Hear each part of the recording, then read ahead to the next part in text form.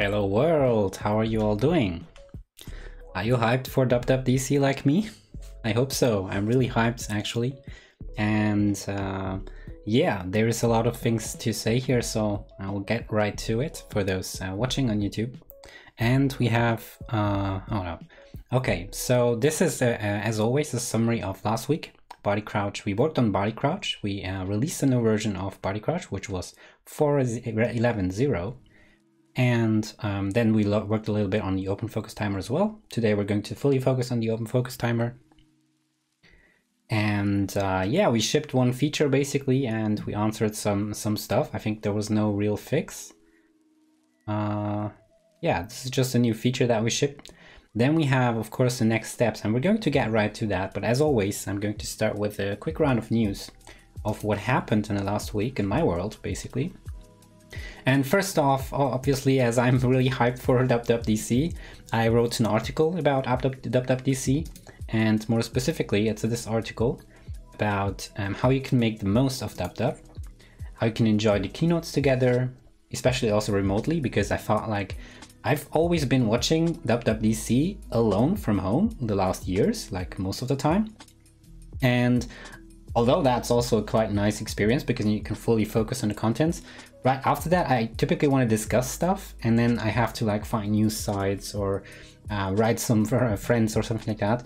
And there is actually some more opportunities there, and I just researched for myself, and then I just wrote it down here in this article. So this is also, by the way, an image that I took in 2014. So that's basically from WWDC 2014 in San Francisco, where I was live there. They announced Swift, so that was an amazing year. And yeah, I was starting with a little bit of history. I focused on 3 parts. That's learning, connecting, and discussing. And I just basically mentioned and linked to all the different stuff that you can do. And definitely check out this article if you are interested in that. You can find my blog on jihad.medium.com. So that way you can easily find the article.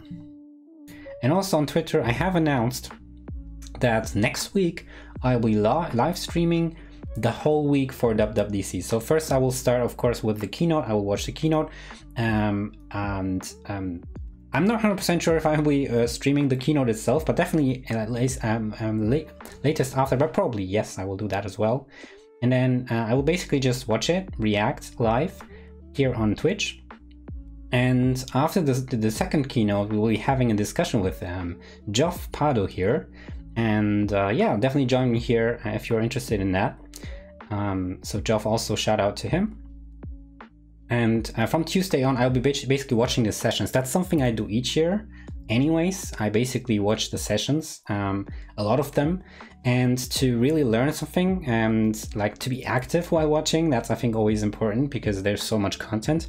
I always write notes. That's also one of the tips that I give in my article.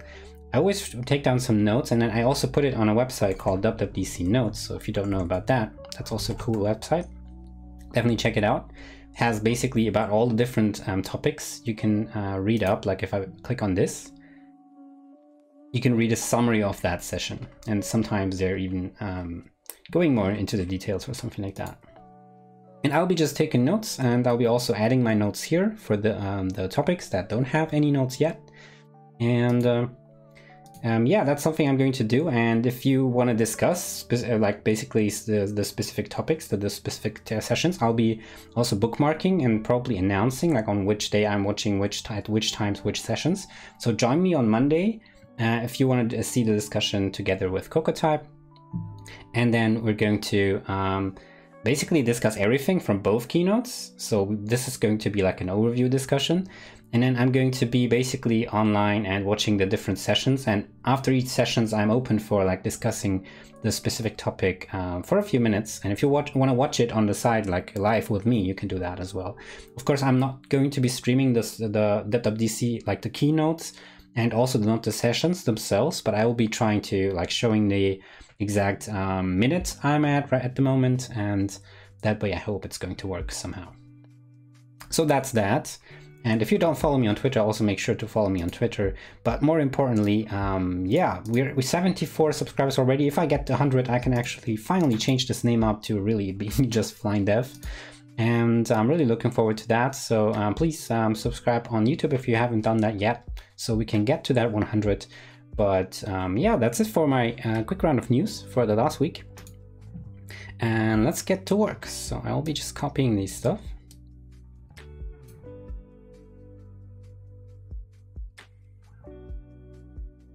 And we will create a new one for this week.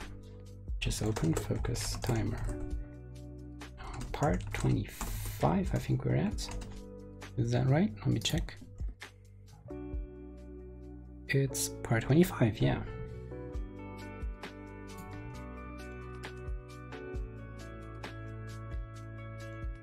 Let's just paste that in here. So what we had been waiting for to do is fix an issue with deleting category crashing the app due to improper refresh. So basically when we were deleting a category, it crashed the app because something was going wrong. So that's something we can start with. Then replace create new category button with a plus icon. And that's something that was like meant to be done before, but I actually like it at the bottom. So maybe we'll just add in an extra plus button at the top right, but we'll see about that. Then add a feature to edit category groups. So we can currently now create categories, but no category groups. And that's basically the next step. And write an own extension to view store binding with more readable parameters. That's like a refactoring thing. And actually, I think I'm just going to ditch that.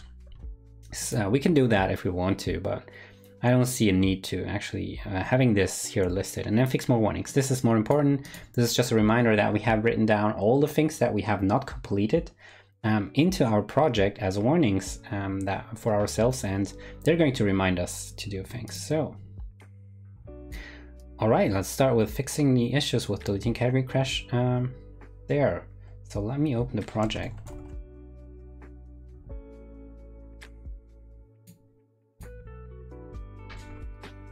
And here we are.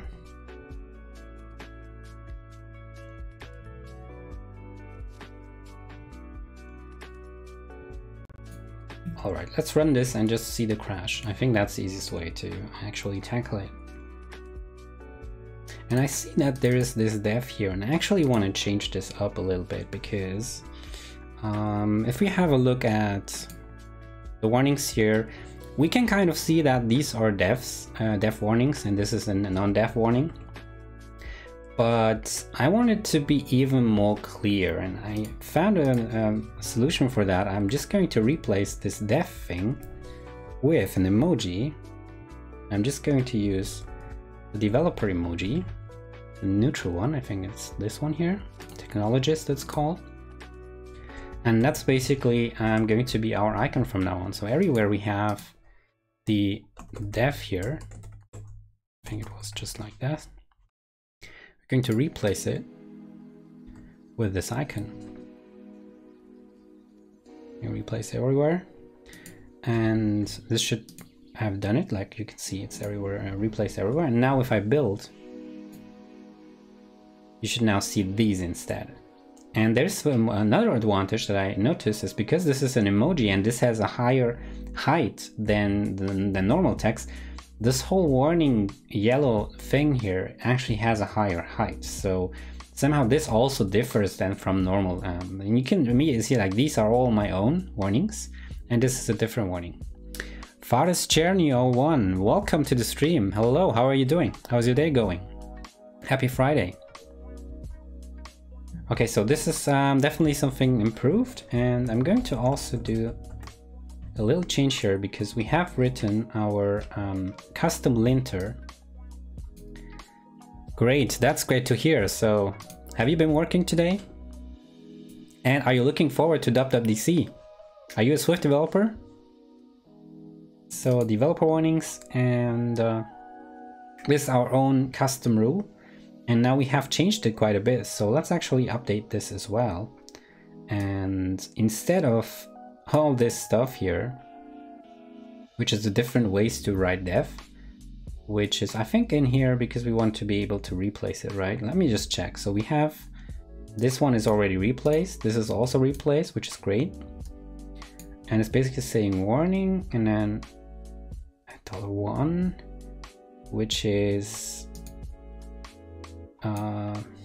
matching backslash this, and then it can be what is this actually? Okay, I'm not sure, but basically we need to change this to the emoji, so it should match when there's no emoji like this. All right, wait a second, let's actually check that. Do you remember we talked about SwiftUI and GoodFlow? Ah, yeah, okay, sure. Welcome. Yeah, how are you doing? So you're looking forward to WWDC?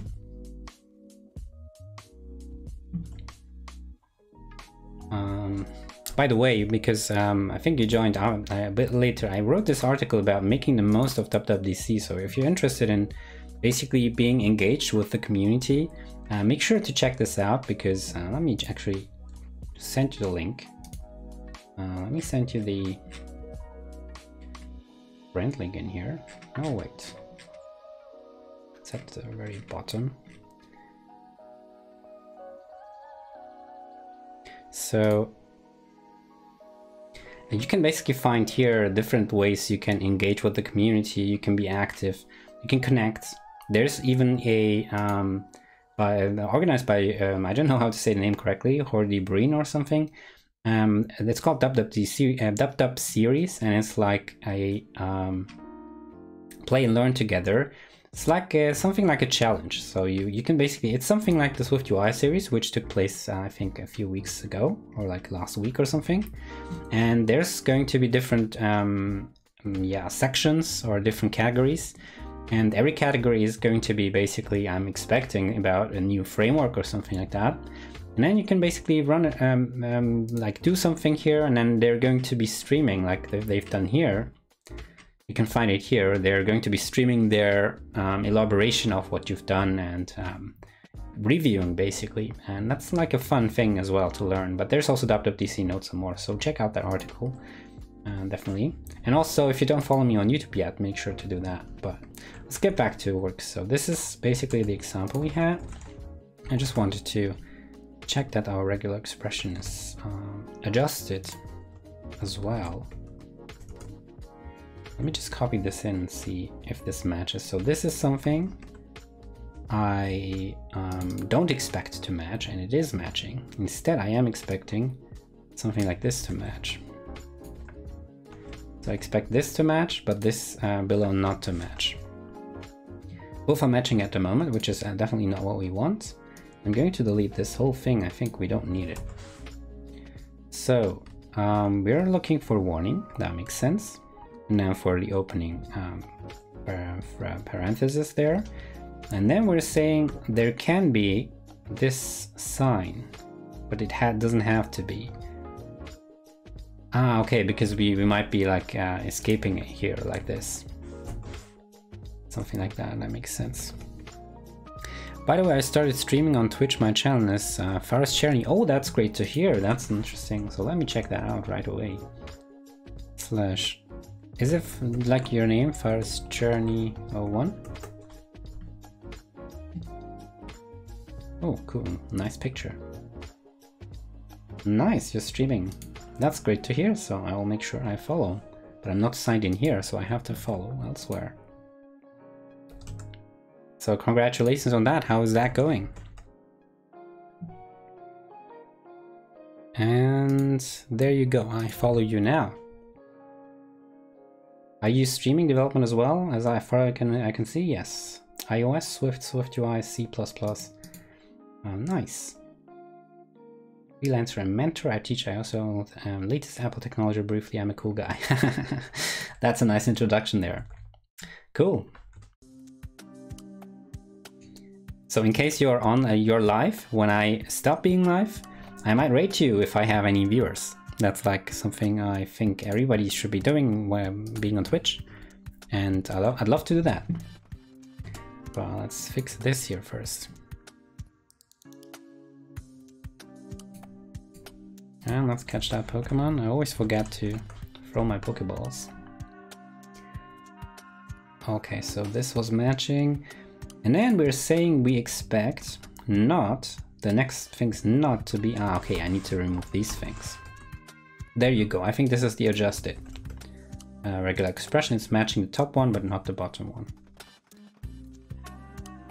And let's replace it right here. There we go. Now also the linter should work. Let's make sure that this does work when you run any lint.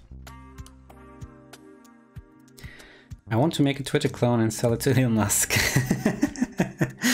Yeah, that's a nice joke. Nice one.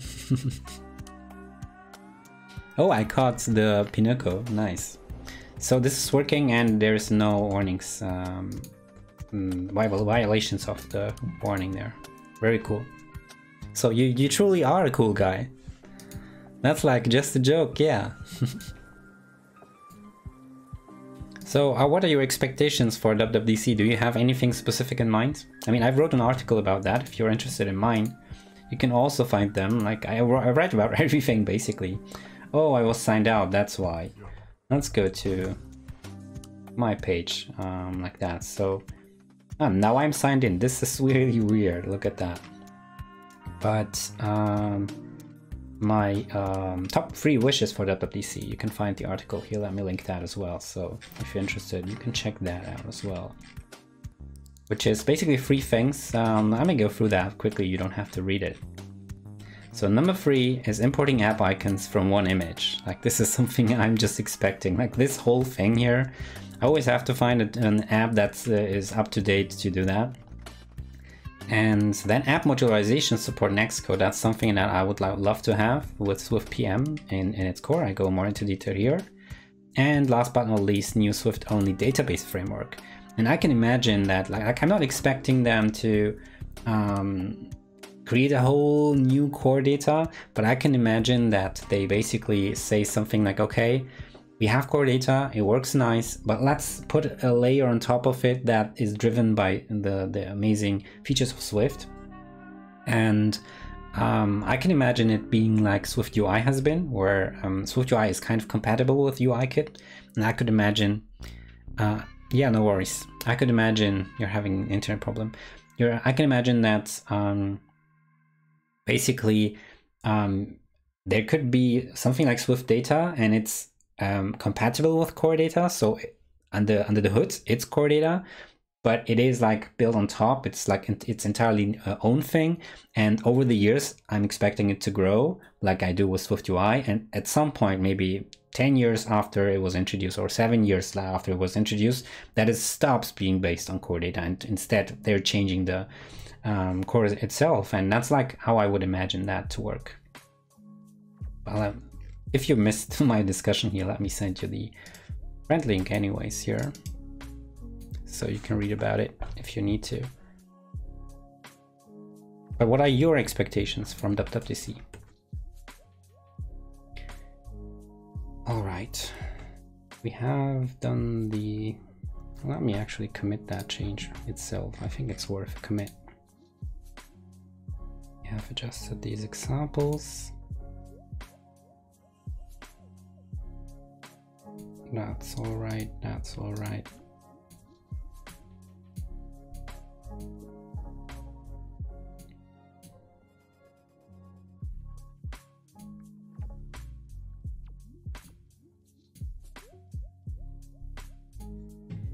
There we go. So this is make the developer warnings even more visible or separatable from Xcode warnings, from Xcode's. Separatable, yeah, it's not a real word, but people will understand. Separable, I think separable is the right word. Okay, let me go back. Separable.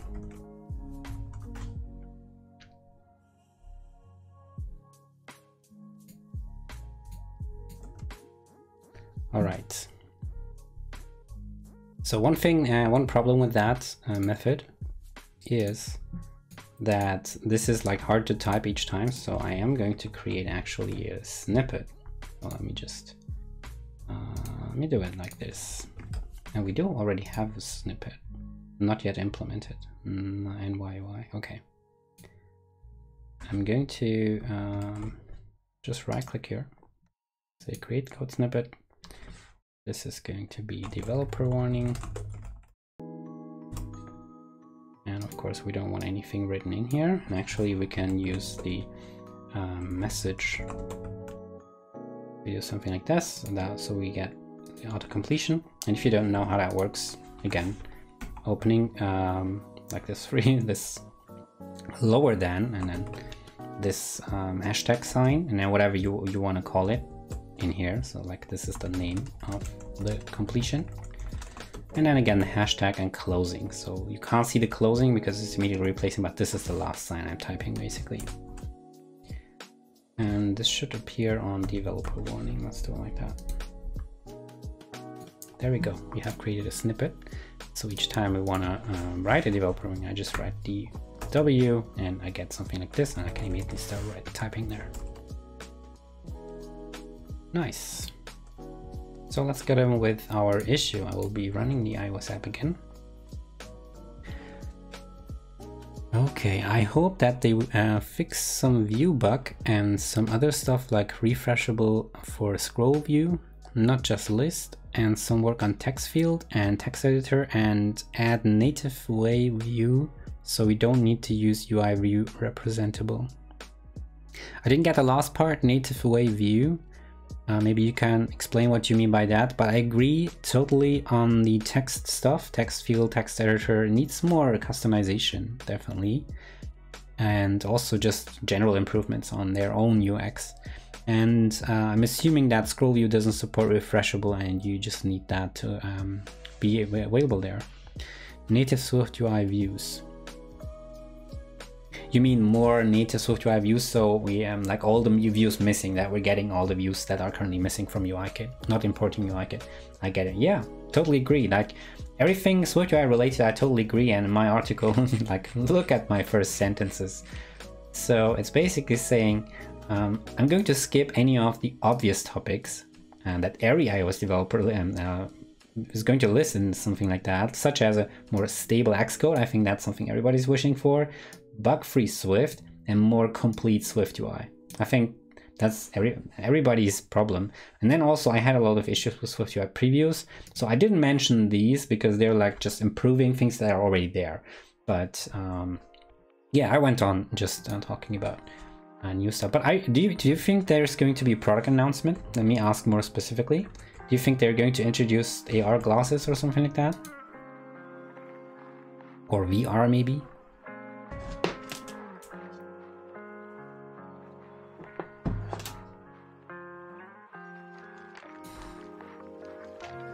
So where's our app? Should be running. Here we have it.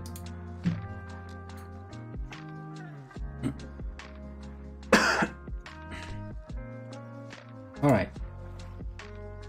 And this is the button that I was talking about before, but I want to keep it that way. And the problem was when we delete one of these, like this, and I click delete, that the app is crashing. And it's crashing because we're force unwrapping here. And we already have a comment here. Make sure to use a proper identifier. Usually the name could be made unique. Okay. Is it just the ID? So if I just say self.name or empty string, because if something is deleted, it's equal to something else that is deleted. Maybe it doesn't matter. Let's check if that's the only issue, or if there is a more deeper issue there. So let me delete one more.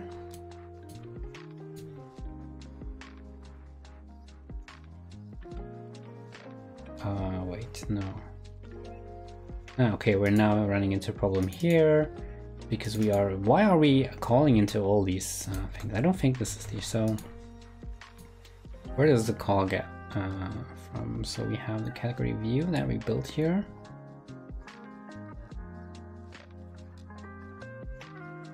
So we're in settings categories view in a helper method that is creating some view.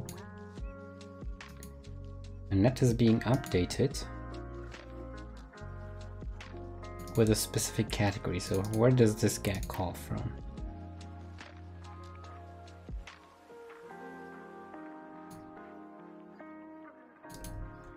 Let me check.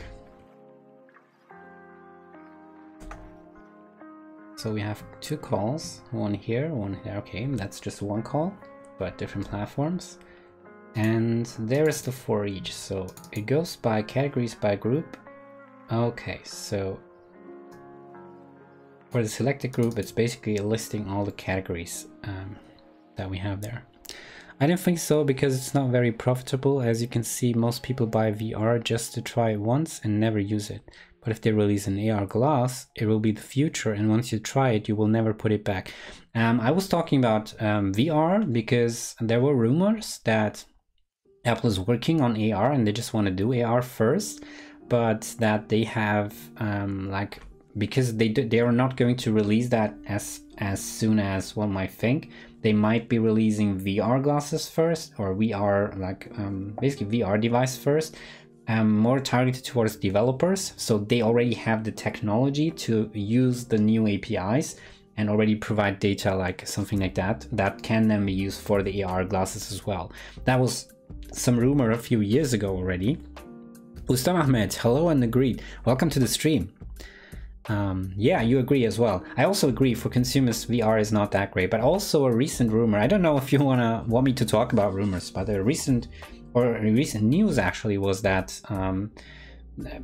supposedly there was a situation where Johnny Ive, the designer who worked at Apple, was not sold on the idea of having VR glasses. Until there was an idea to like not only have VR glasses with a screen inside, but also a screen outside. And the screen outside would basically be able to communicate to people around you. And basically, I don't know, your eyes maybe, or something like that. I don't know what exactly it's supposed to be communicating. But also the glasses would have cameras, so you can basically see also outside. Although you have like something that's like, I don't know how that's called. I think Microsoft likes to call that mixed reality. Maybe that's something that they want to do. Guess we need it outside. Yeah, I think it's important for the people who use those devices that they communicate also, they can still communicate to the outside, and they can also get communication from the outside. And that's basically AR, right? But it doesn't have to be like fully seeing outside. Maybe you just want to see people coming by, so maybe they just show the people but not everything else. I don't know how it's going to work. If Apple produced something Google Glass, it would be awesome, I think. Yes, obviously everybody's waiting for that, but if they produce it, they will also need to provide some use cases where it really improves our lives. I mean, they're always about enriching people's lives and things like that. And I truly see that. Like Google, in the Google I/O, they presented one amazing use case where basically wearing glasses, you can have subtitles when you're like somewhere where it's not your country and you don't speak the language. You can see everybody like with subtitles below them, and that's like something they showed off at Google I/O this year. And my feeling is also that they showed it off just to make sure that they have presented something first before Apple this year reveals their device. That's kind of something that might be the reason, or maybe it's just a hope from my side, but that's maybe something that might turn out to be true. If Apple reveals something. I mean, I'm sure Google, like some people at least at Google, probably know what Apple's release schedule is, because they're like working in the same area. I'm sure they have like knowledge about each other, and I'm sure also they're kind of supporting each other. So I personally believe that Google knows when Apple is going to be releasing a new device, so they can also react really fast. And I have to catch that now too. But back through to this thing here. So somehow this categories by group, the categories that we get here basically. So Ustam Ahmed, let me ask you, what are your expectations for WWDC? What do you think we're going to get, or what are your hopes? And I just want to know when this gets updated. So when are we writing something into it? Okay, we're writing empty stuff and then adding in a loop. That's fine. So we do it on initialization of the selector. We do it when we call reload data, which makes sense. Alright, so I want to know, this is also initialized, I want to know when the reload is getting called. That's really interesting to know. Like, is it happening before the crash, or does it not get called, and maybe that's the reason why it crashes?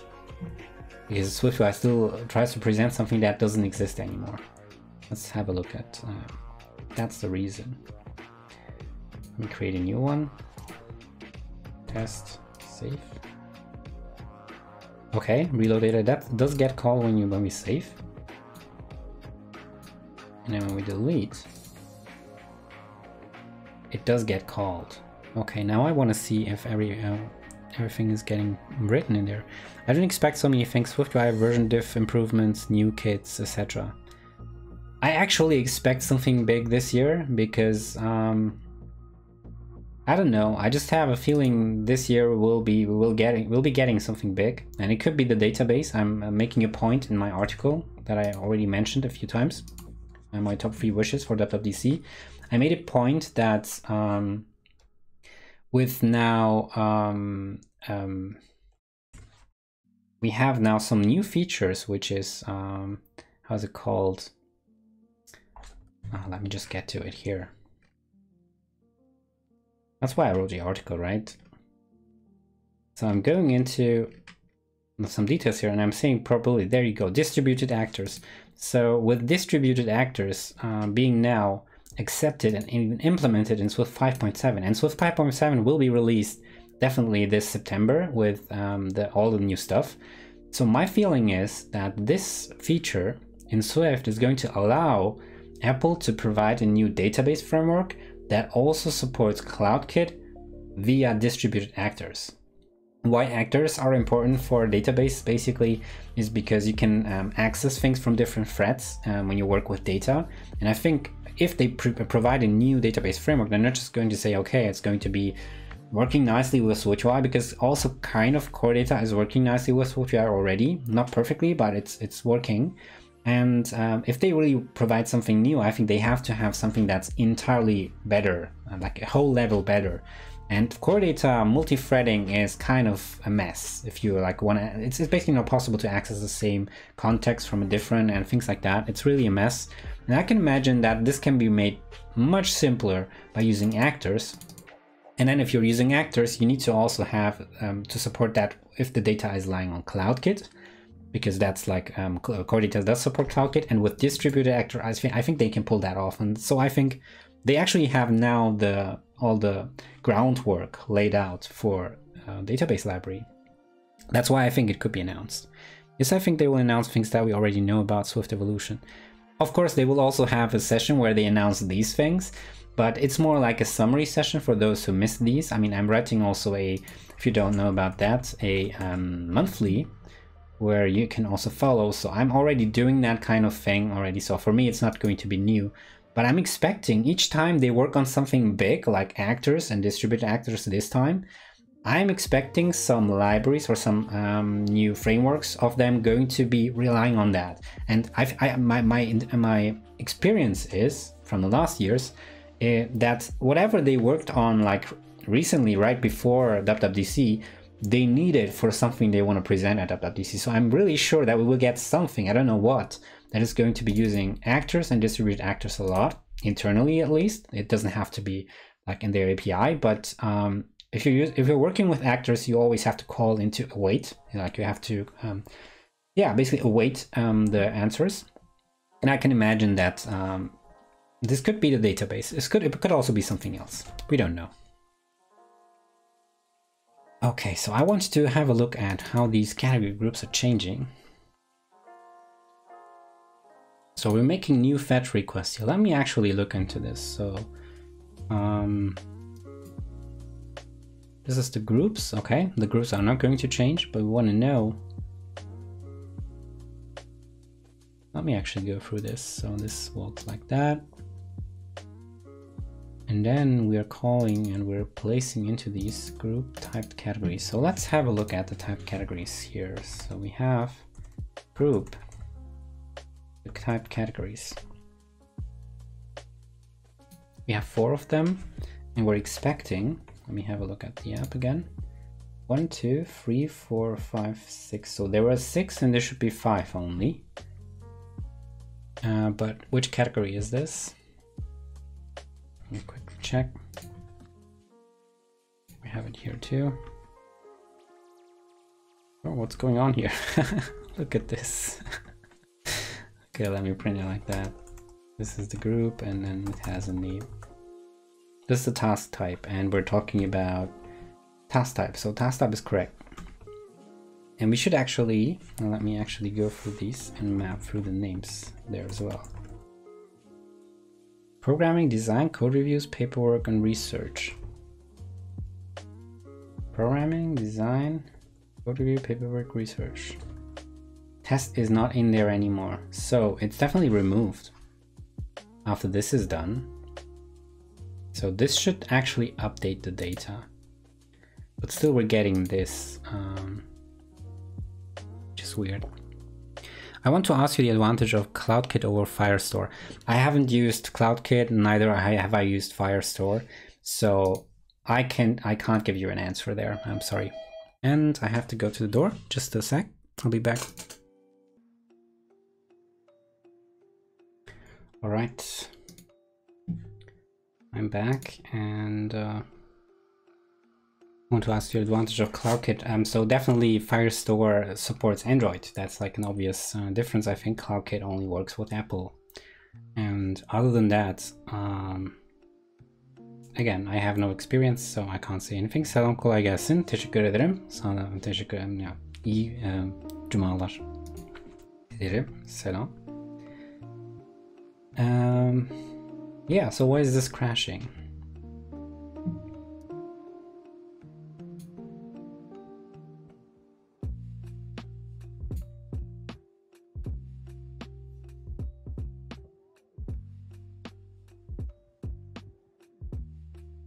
Okay, so the name is nil because the object itself doesn't work anymore, but let me actually get into this to see maybe where it exactly gets called from. This is not really helping. So it's getting called from inside of SwiftUI. Are you German? Yeah, I'm German.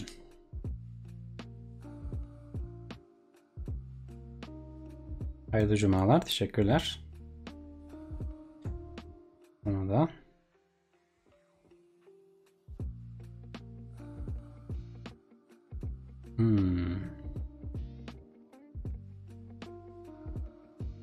How can we best figure this out? Because we're not really seeing how, when SwiftUI is calling that.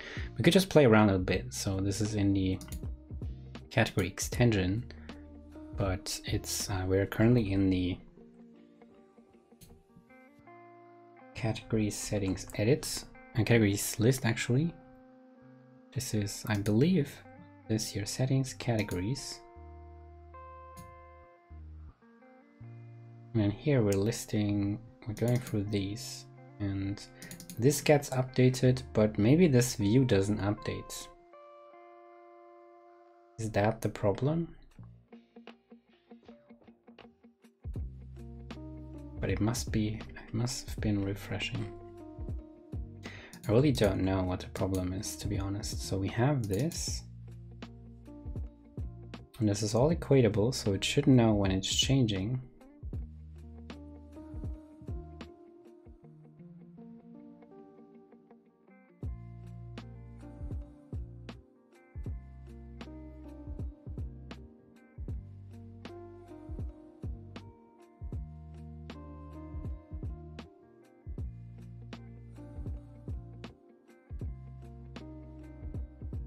I wonder if it is even this code here. So if I just comment this out,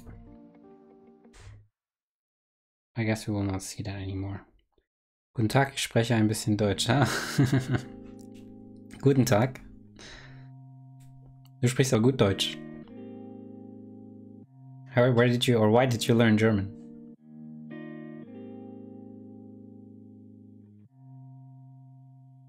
Where are you from, anyways? Which country? I don't have a good idea how to debug and tackle this.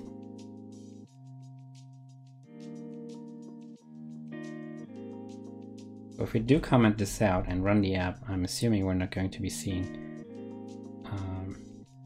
It's even building, yeah it is. Not going to be seen in a list anymore, so this is definitely the right place. And we can't also like try to delete something to see if it's crashing here. Confirmation dialog.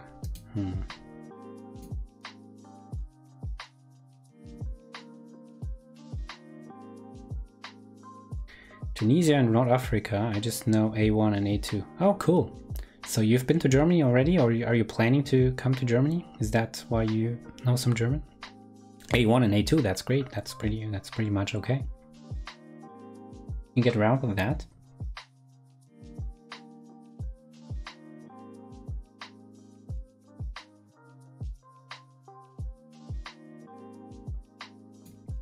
Trying to think about how I can debug this. Just see what I can do. I mean, obviously what I could do is I could stop force unwrapping everywhere. But the point is I'm force unwrapping here because core data should actually not allow this to be empty. So we're getting into a situation where when we delete an entry in core data, we still have a reference to it. And that reference somehow is getting called to from SwiftUI. But there shouldn't be a reference to it. That's like the issue we have. That's why I'm also force unwrapping. Actually, these things should actually never be able to be nil.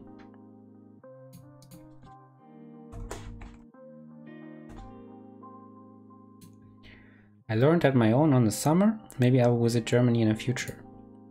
Nice, do that. Are you looking for some specific city? Is there something like what makes you interested in Germany? Like from someone living here?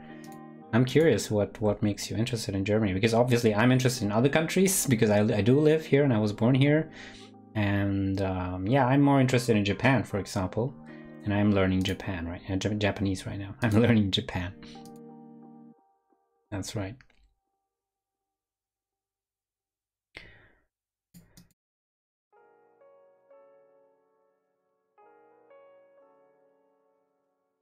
How can all these things be called? So where do they get called from? From SwiftUI, I'm assuming, because there was no other stack when we had the crash. I really don't know how to fix this, but okay, I'm going to play with the reload data again. I want to know what exactly this changes and how that changes. So when we click delete, what happens exactly? We are in the settings categories. And I'll be back right after the break, so see you there. Don't leave. Alright, I'm skipping the break a bit early because we had a break in between anyways. So, let's get back to this issue. I want to follow what's exactly happening, and we should actually be able to see what's happening also. We run the app.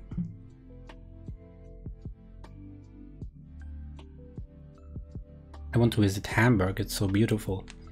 Hamburg is beautiful to watch. Not great to live, in my opinion at least. I mean, people from Hamburg love Hamburg. But for me, Hamburg is just a place with a lot of wind, and that's always cold. That's like how I see Hamburg. But it's definitely beautiful to watch, and there's like a lot of bridges there. Many bridges. And that's definitely something worth visiting, definitely. That's true, that makes sense.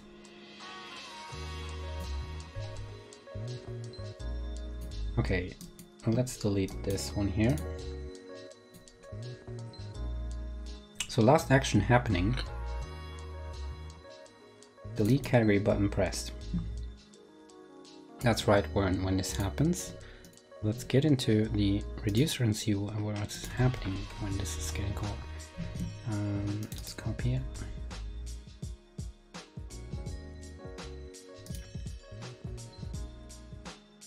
Show delete confirm dialog.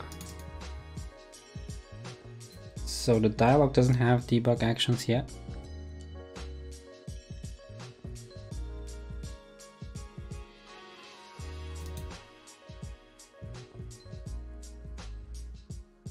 Does it happen before that other action is triggered? So this should actually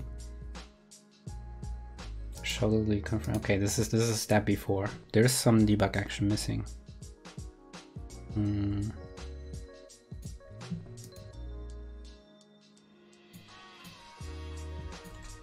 Oh, and show delete information. Delete category confirm. So this is not getting called, is that true? It does have to be. Has to be called. And then it should actually receive this as well. We should actually get into here. This should bring us here, category to delete, category awaiting delete confirmation, and then we're deleting it and saving and then reloading the data. Let me actually trigger into this. So let's see when exactly the crash is happening. Is it happening here already, or is it happening in SwiftUI refresh afterwards? That's like the interesting part.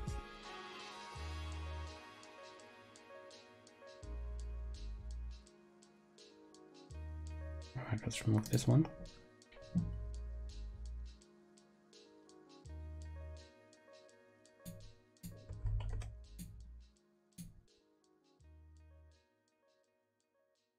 So this gets called. Then we are getting in here. We're deleting, we're saving, we're reloading. And if the edit category here is not nil, we're hiding it, okay. And then we get the crash. Oh, I should have jumped, but my feeling is that if we just wait until...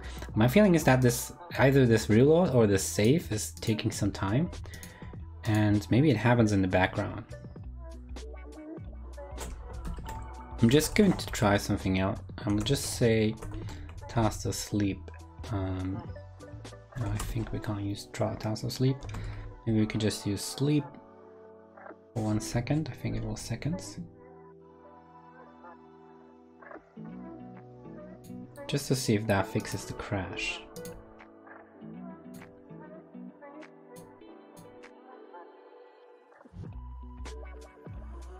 Okay, still crashing, just a second later. So it's not the speed of these two things here. In that case, let me have a look at the reload data logic. So it is rewriting these two. Let's see, do we have anything else? Category groups, categories by group. Oh, that's it. So this is the data that we're working with.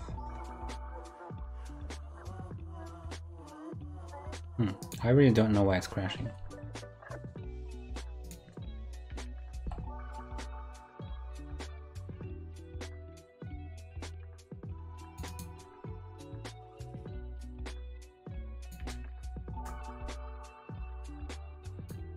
Let's see what the data looks like in here.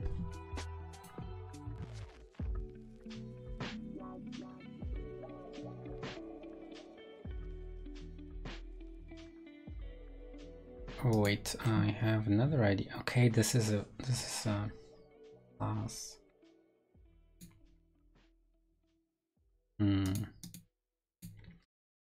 Maybe I can actually just fix this by just providing default values that kind of don't make any sense, but it shouldn't hurt, because whenever we are missing,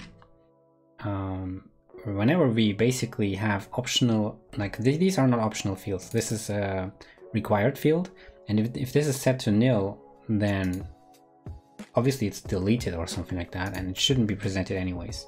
So I'm just going to go with Hexcore. We're just going to say, does it include the hashtag? I hope so. I think so.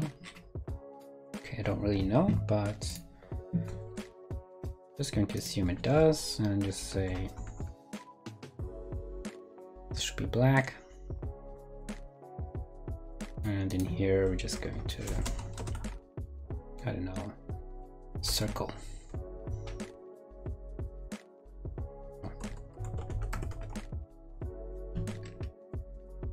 Let's run again.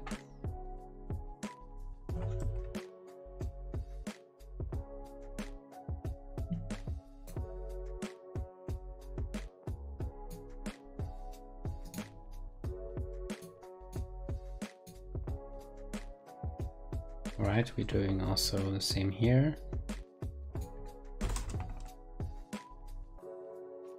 Let's also not false unwrap here. I don't see any other false unwraps.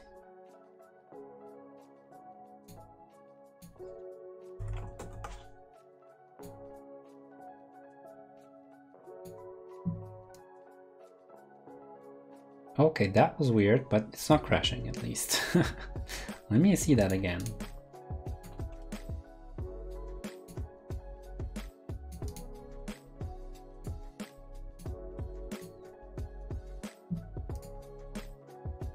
So presents it twice.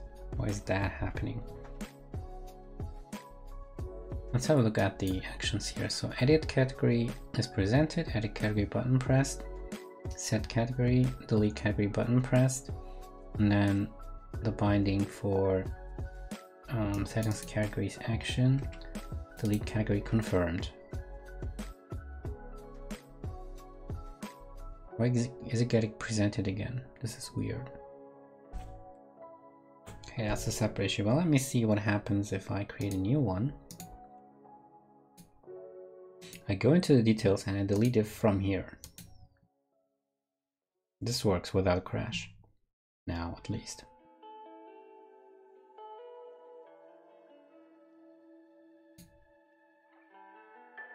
Alright, we have fixed the crash.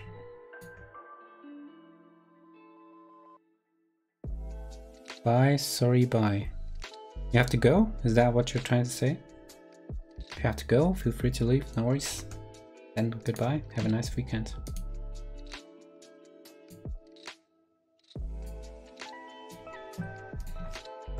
Fix crash when deleting. You have to go, okay. Yeah, then have a nice weekend.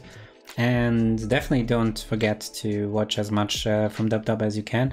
And as a reminder, I'll be streaming starting on Monday. I think I haven't talked about this when you came back. So I'll be streaming the entire week next week. And I'll be starting with the Apple keynote, of course, and I'll watch the developer keynote. After that, we will have a chat with Geoff here and discuss basically what we have all learned there.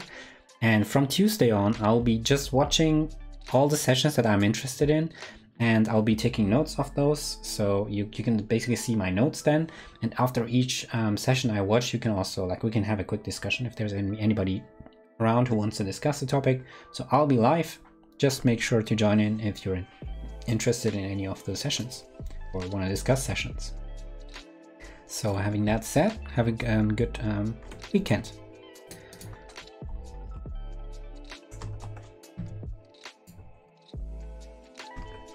All right, let's finish this up. When fix crash when deleting a category. Yeah, doesn't matter how we fixed it. Just stop false unwrapping, and we have vertical white space issue here. Categories completion handler 61.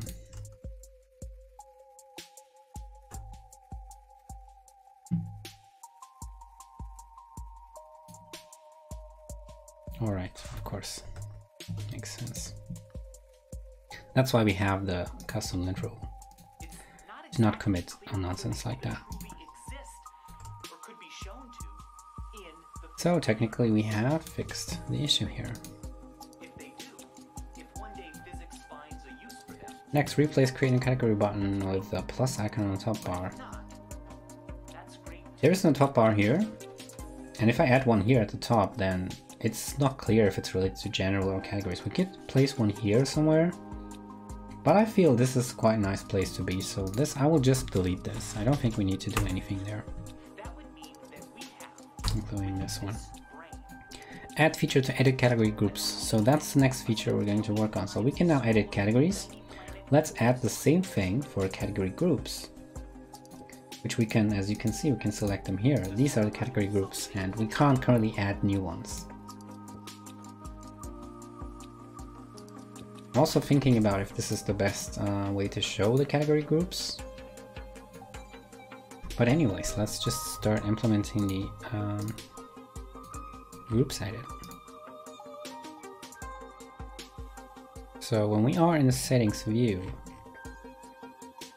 and we're on iOS, then we are in scroll view, which has 2 disclosure groups, and we'll be adding a third one. On macOS, let's run this on macOS again. It's been a while since we've done that last. We've been focusing on like getting this work on iOS as well. macOS was working quite nicely.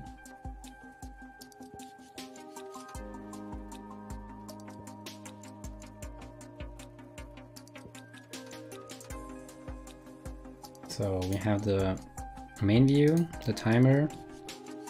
I believe when we say edit categories, we can edit the categories of a specific timer. And adding more categories is done here in the settings, in the categories view. And more specifically, we have here the list. This is basically the same view as here. And let's also check if this is all working. So let me actually create a new category. Test, save, edit, view, edit. Let's change to QR code. It's all working. I'll delete. Okay, we do have a problem with the confirmation dialog here. It's also appearing twice here. Let me try again. Delete, delete, and then it's still there. Are we showing 2 confirmation dialogs? Let me check that.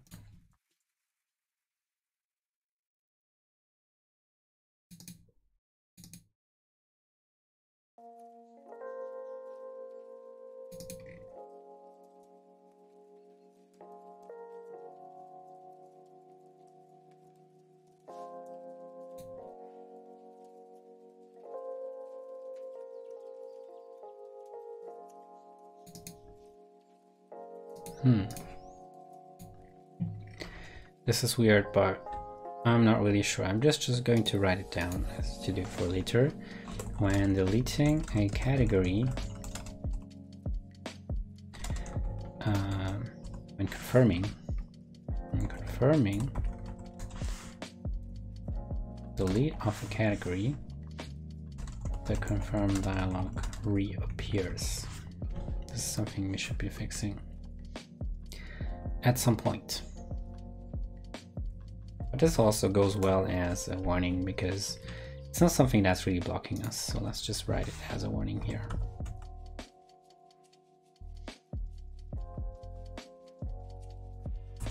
Add features to edit categories. Let's focus on the edit categories though. So we have settings categories view and a VStack here. And we're just going to introduce a third one. I'll just copy it in both.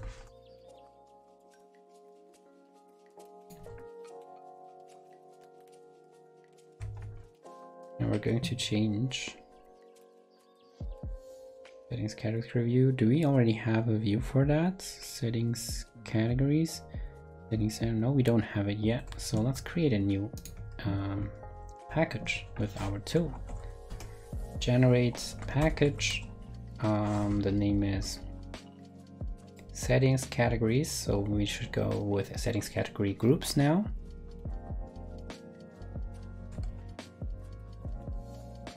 Settings category groups. Is it also a plural? Categories view. Settings category groups.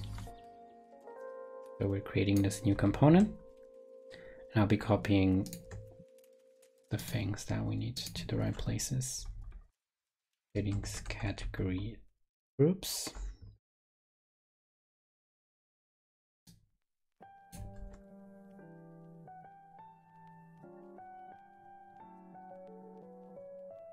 Settings category groups. And that's it. Now we should have a new settings category groups. It's right here. And this should also be building. It is building. You can also see a review and preview.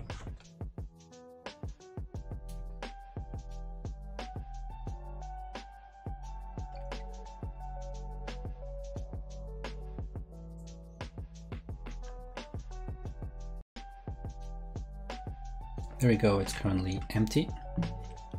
or stubbed, like I call it, because we put something in here so we have something we can see.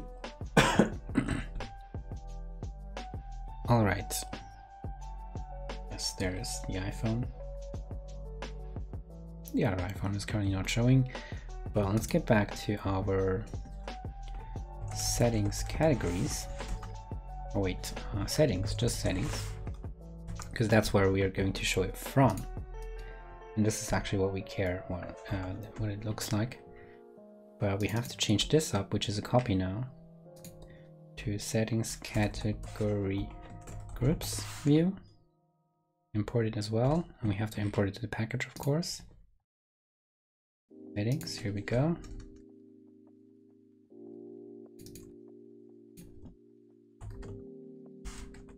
Now we should be able to import settings category groups. And we should now have access to settings category groups view. Building.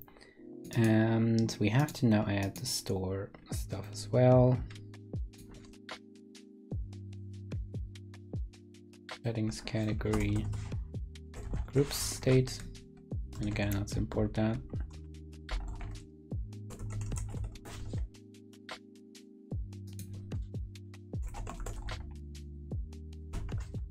There's the state. We'll also have to connect the reducer. Let's also import here.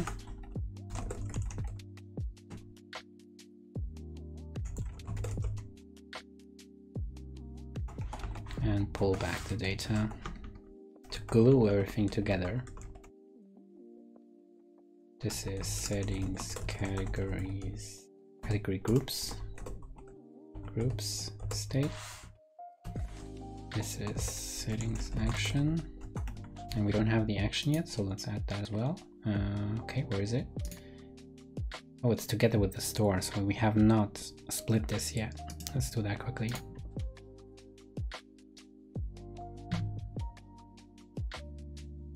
This is settings action.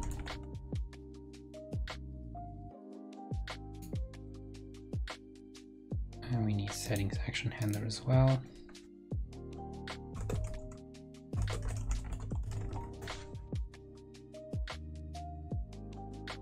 We have a state. And this is going to stay there. The action, we move to the action.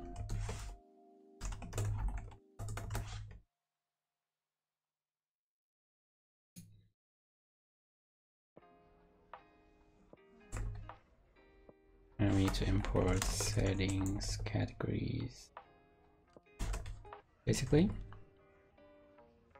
And we will also need to import settings category groups. Then we can just add the action.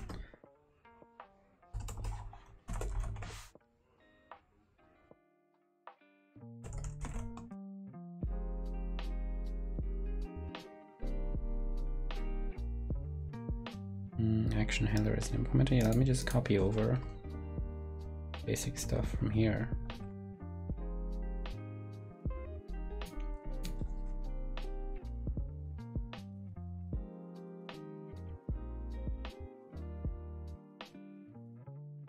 And that's just settings state and settings action.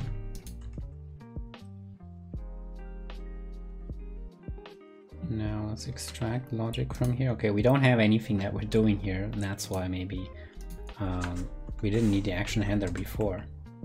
We might not need it still, but this is basically the same as before. Settings category groups action. We don't need to do anything there, and let's just keep it. We're going to keep it empty, but let's create the action handler in case we use it later. It's going to be there. All right, now let's pass the environment down, and this is now settings category groups action. Comma missing.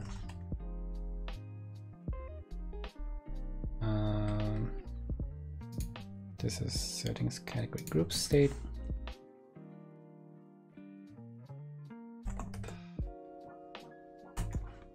And this is settings category groups action.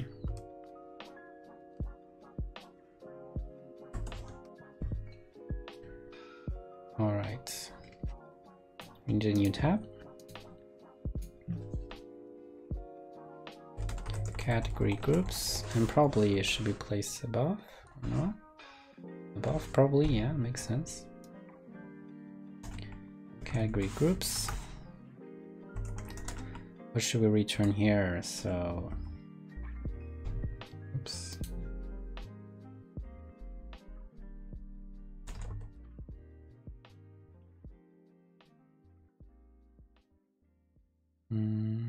Or do we already have an icon for the groups somewhere? Categories.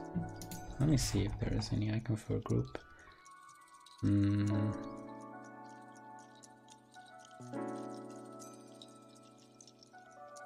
don't really know. I'm just going to go with rectangle free group.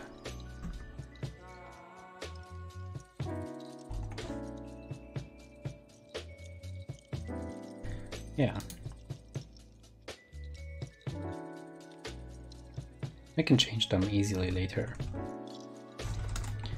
And category groups we have here, and I'm going to body crouch translate with settings dot this is the category groups tab dot title category groups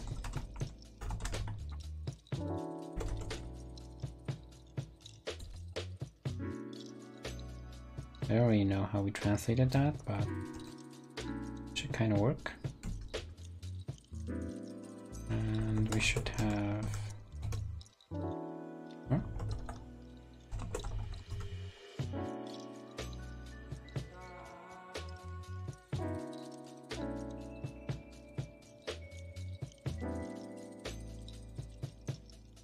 I'm confused now.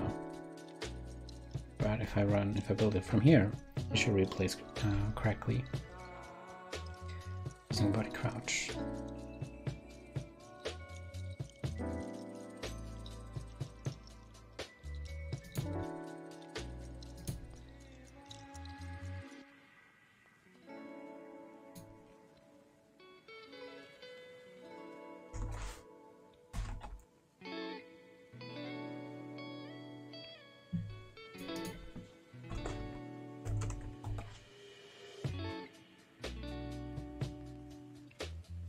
There we go, it has replaced it. Now we can go back to settings module.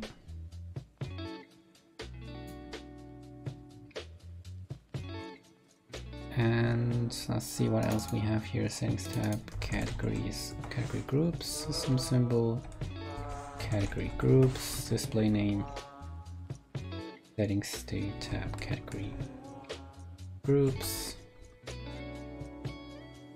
And that looks like it for macOS, and we need the same for iOS. Category groups view. Category group expanded. Categories group.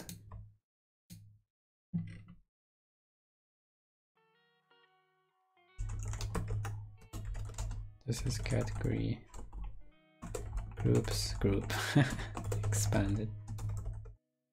Nothing we can do, it's just what its name is. And category groups group expanded. Category groups state. Category groups action. And this should work. Let me run this. Oh, this doesn't compile. Oh yeah, we're in the wrong here. Let me see what this looks like. It's connected properly. Let's go to the settings. There we go, we can already see the category groups entry. and we see the view, the correct view if we click it. And the same, let's check on iOS as well.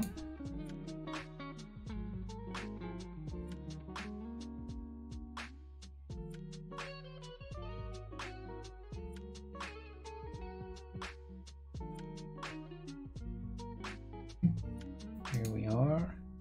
And we do have categories and categories. Okay, the second one is called categories too, which is not correct. Of course, it has to be category groups.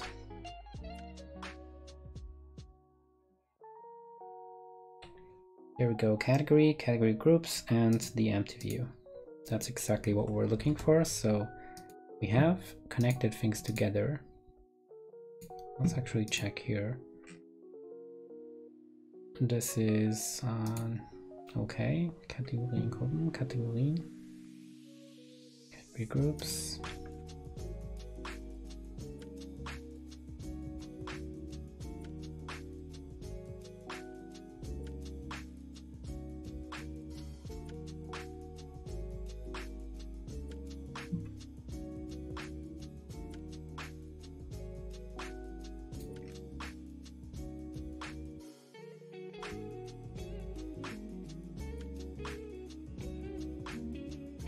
Okay, create new stubbed category groups view. Let's connect or navigate. Okay, implement navigation to that screen.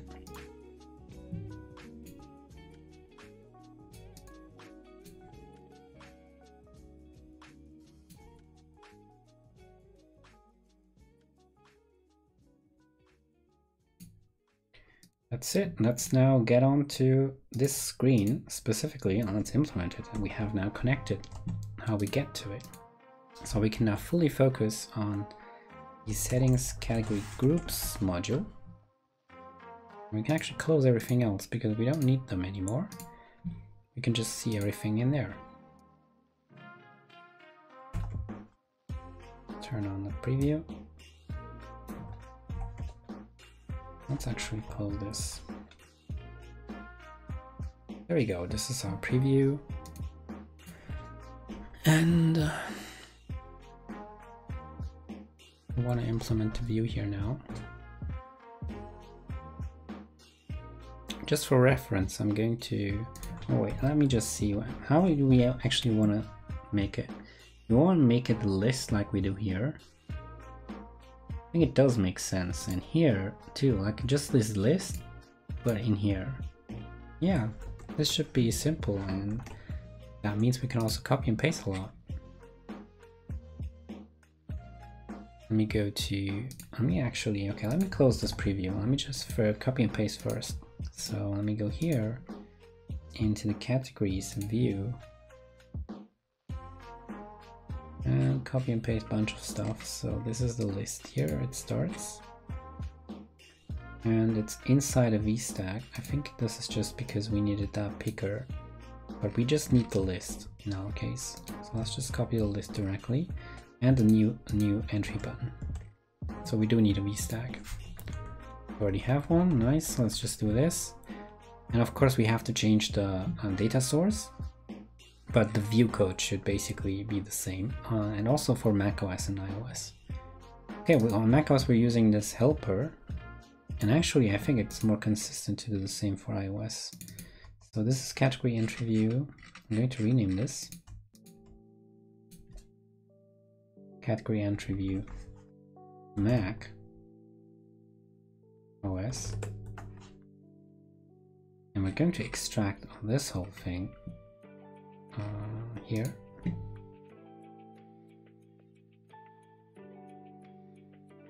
Into category entry view iOS. The data we need, we'll see that, but it returns some view. And we're going to wrap this into a view store.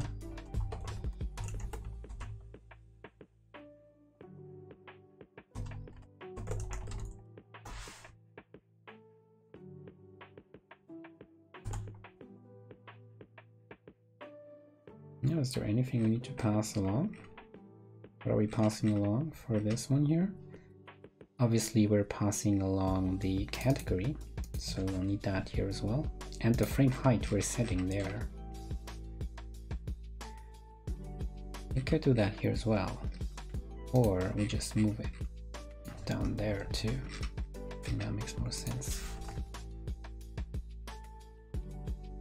No, let's just copy it.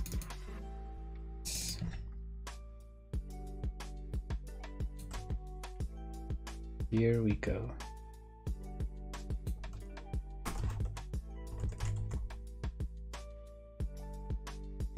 Okay, we need to switch to an iOS target, otherwise we won't see how it's building. It won't autocomplete.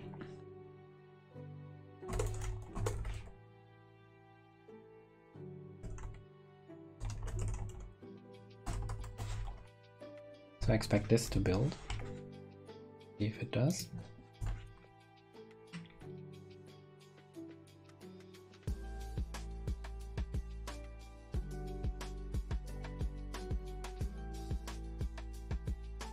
Oh, we're in the wrong thing. Let me stop everything. We're switching to settings, categories, and just checking if this still builds. Nope, it doesn't. Because this is unavailable on macOS.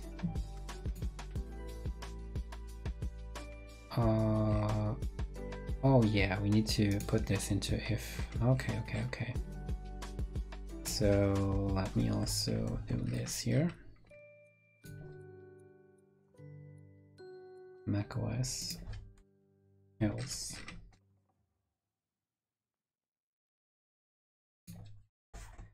This is starting to really look ugly, to be honest, but it builds. And I believe the logic is still the same, so I'm not checking that. I'm confident about that. Instead, we're going to go back here, and we need to now copy more stuff. Like, let's go to the state. In the state, we can see we have category groups here. This is exactly what we need here as well. I don't think we need the categories by group anymore. Edit category state, we might need that as well, but maybe that's for later, or maybe it's not. Let's do everything at once.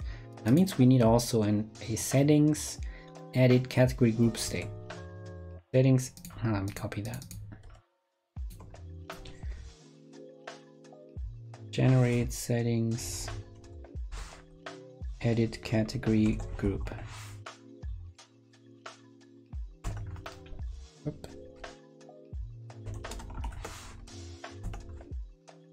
Now let's add these as well to our package.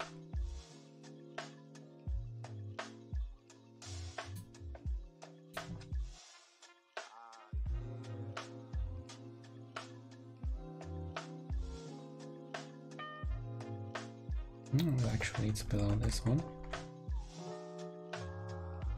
And that here.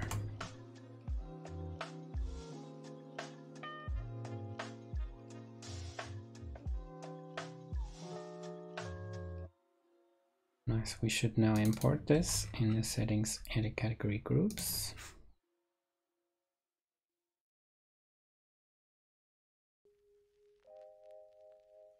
There we go, let's go back here.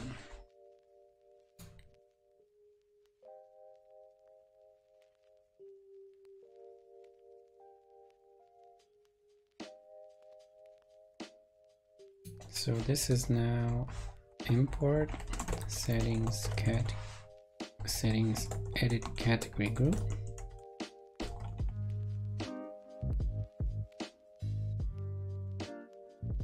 And the same state, edit category group state. Category group in the model, so we need to import model. Actually, let's import the same things as here.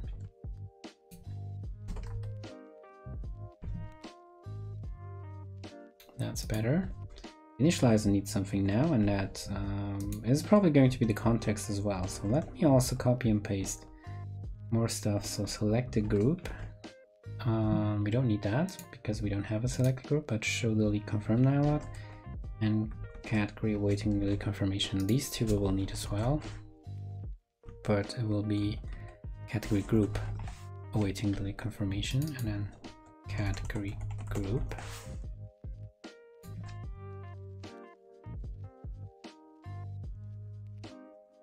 Let's copy that whole thing, and we will need that category groups, and we don't no longer need the categories. This should basically be the same but simplified. When app is ready for crash reporting, error recurring while reading. Do we have read on again?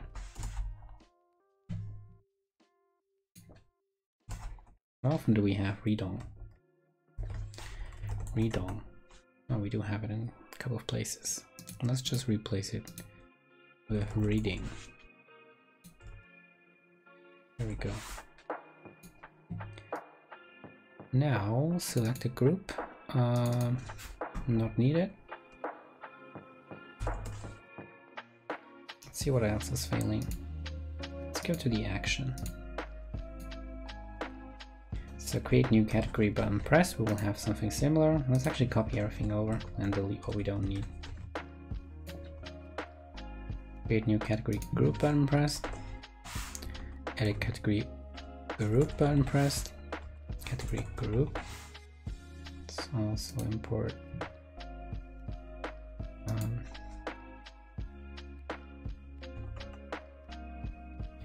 model and settings, edit category group.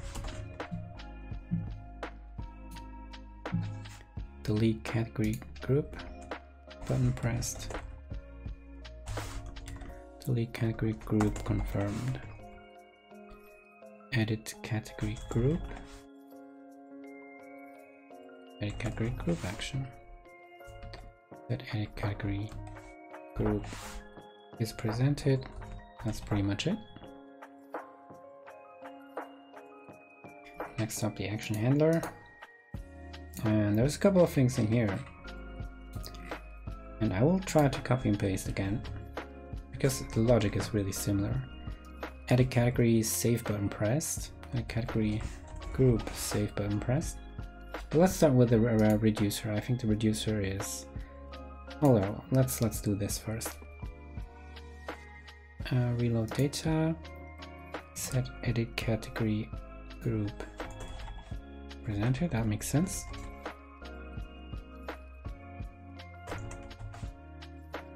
Set edit category is presented. Edit category group, of course.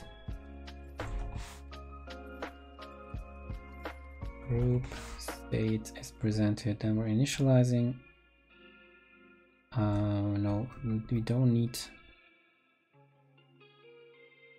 that, but we will need an existing category. So that's something that we will need in the that thing. We'll copy and paste the edit category part later. So let's stick with this. Edit category group button pressed. Category group state.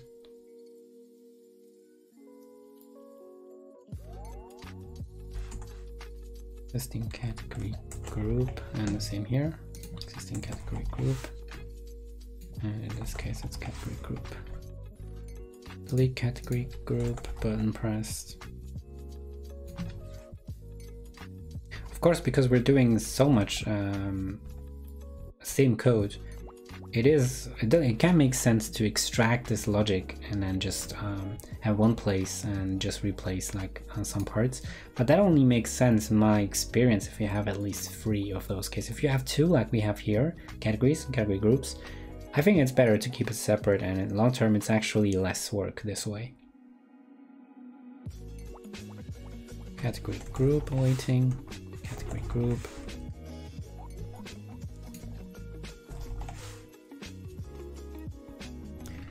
Delete confirmed, delete category group confirmed, category group to delete, category group awaiting, OSP category waiting the link confirmation.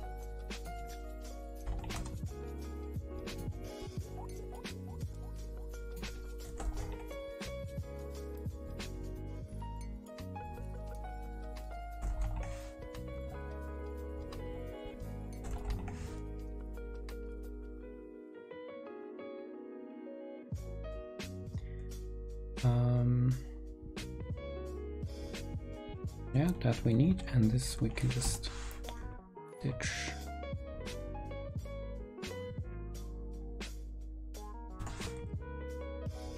There you go.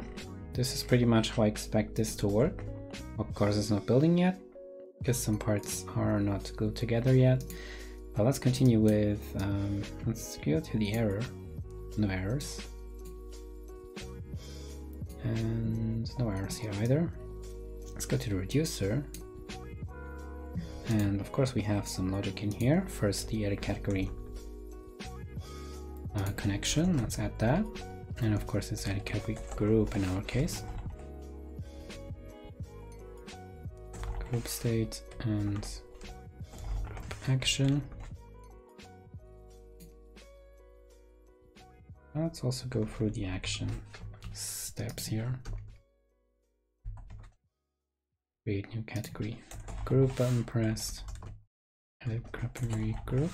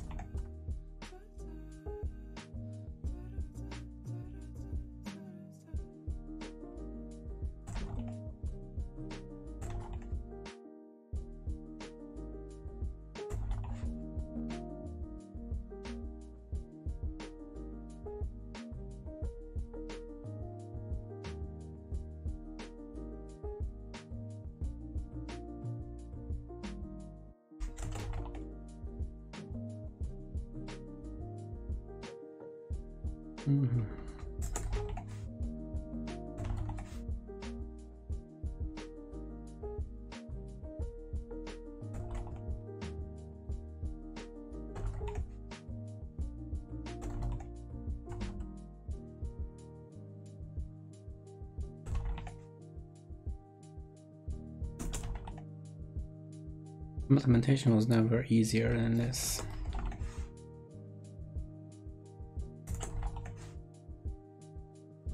And the second brick, I'll be back in a couple of minutes.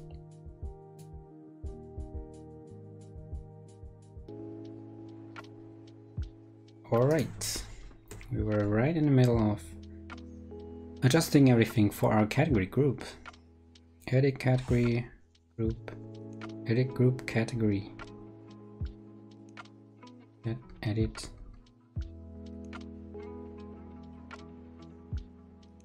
category group, of course. I was starting to fall asleep there. Nice, this is about what the reducer should look like.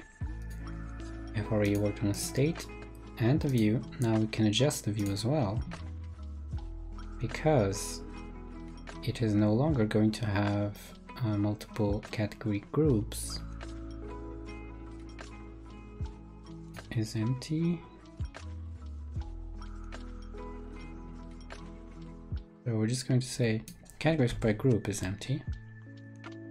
Settings, categories, empty message. Let's actually look up this message.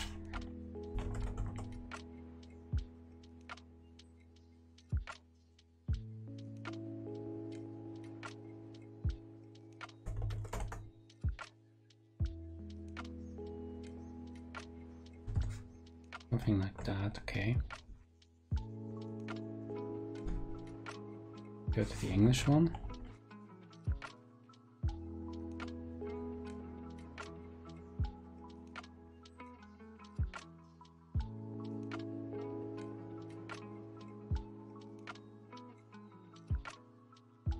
Where are Let's add it here. Okay, category groups. Category groups is empty. Then we're going to say body text. Body crouch, translate, settings, category groups dot. This is just empty state. Dot message. And then English and German. For English, we could start with. Actually, it is not possible for this not to be empty, or at least it should not be possible. Let's create them. Maybe we'll make it possible.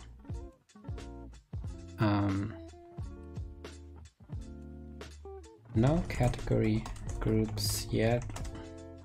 Click. Yeah, I think the text works here as well. Below to create one.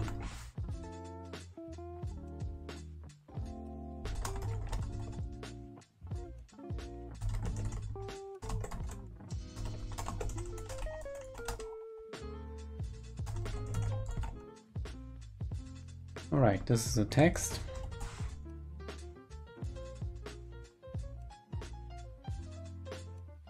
And then we need here categories as well. Category groups.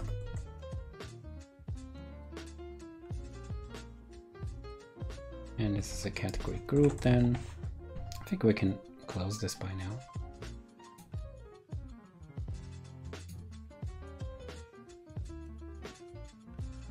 Alright, let's do it like this. Edit and scope, category group. Save some time, category.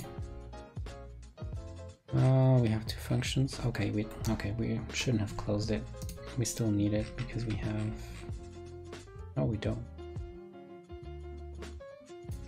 Where's this going into? Category. Ah, okay, wrong view. There we go. Need to copy this basically as well. Now we can close it.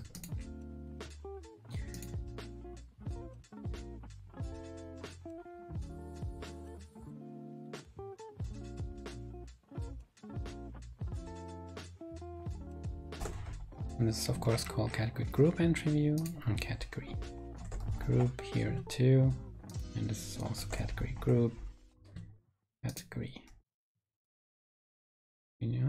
Let's edit and scope, category group, category group.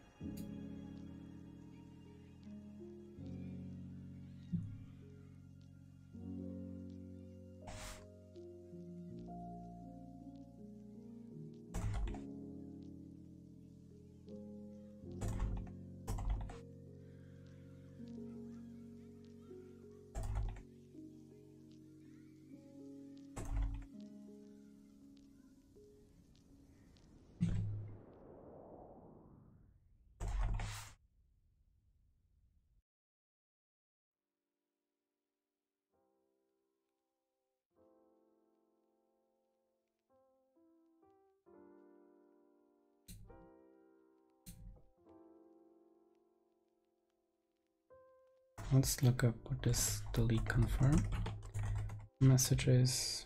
Oh yeah, this is localized.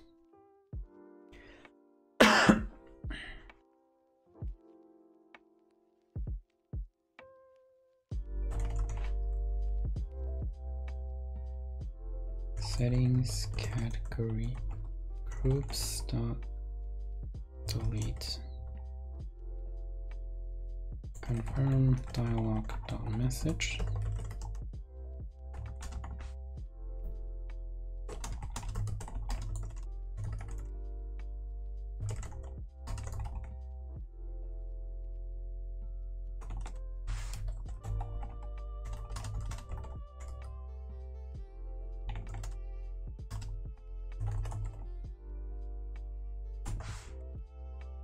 There we go.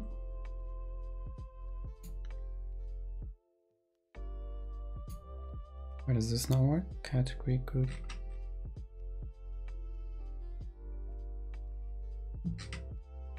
And view macOS, right?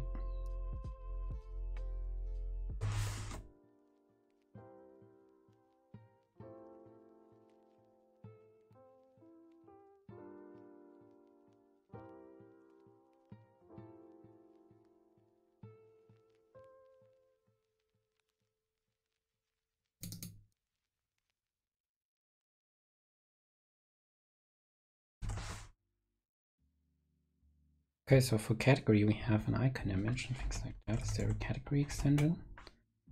Yeah, with icon image and color. What about category group? No such thing for that.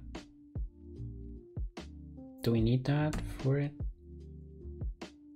Let's have a look into the database actually.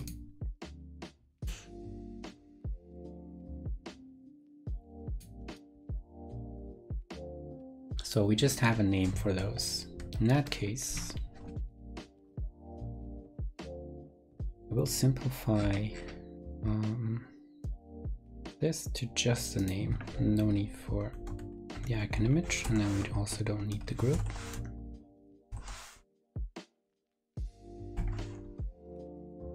There we go.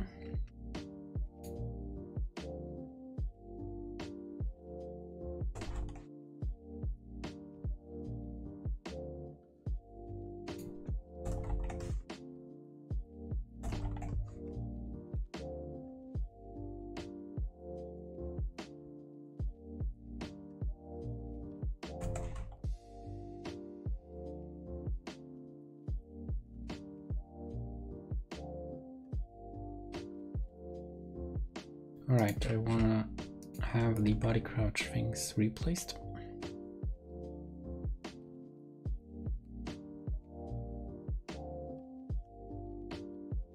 Okay, we need to do it from here.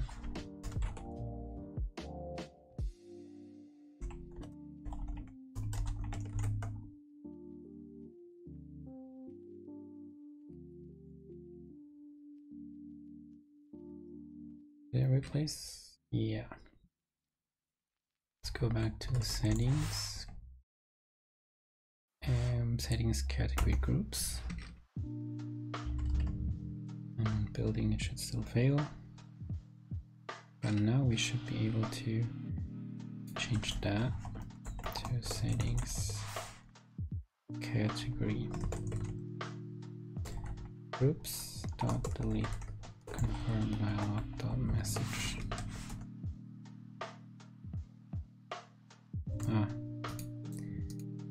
Also run SwiftGen. Now it should work.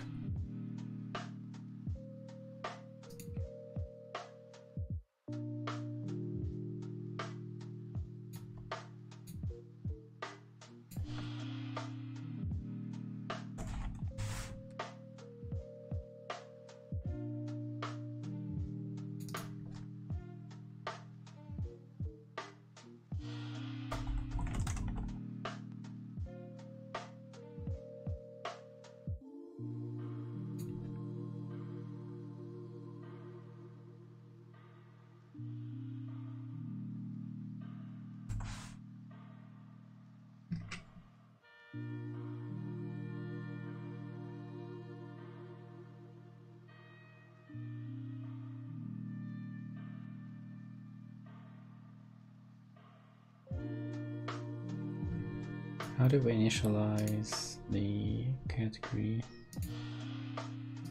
view? Preview. It just needs context, of course.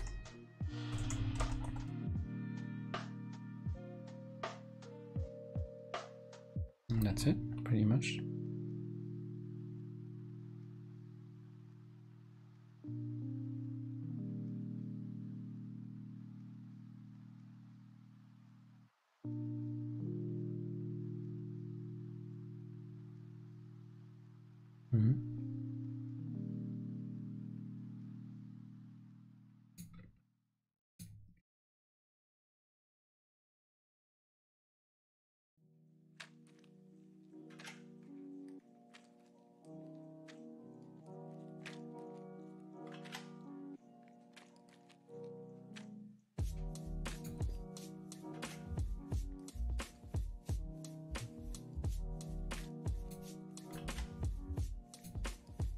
Don't understand what's not building here, but let's fix other places, then we'll figure it out, I'm guessing.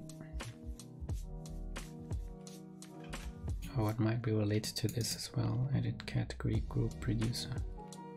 Groups reducer. Oh wait, settings category groups reducer.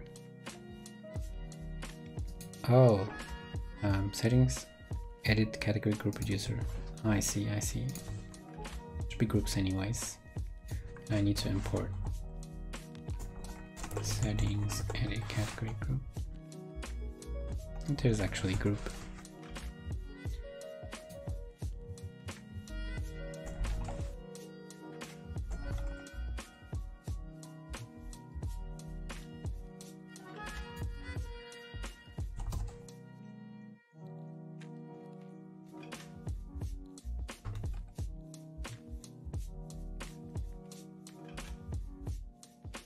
Okay, now it's getting more interesting at a category.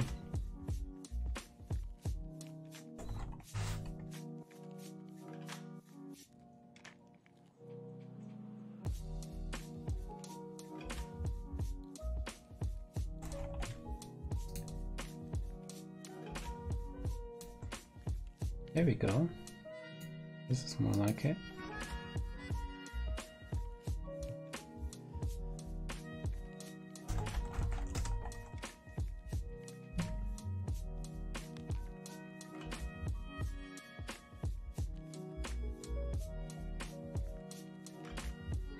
Alright, now next up we have to do the same, copy and paste for the edit category group from the edit category. So let's go start with the action.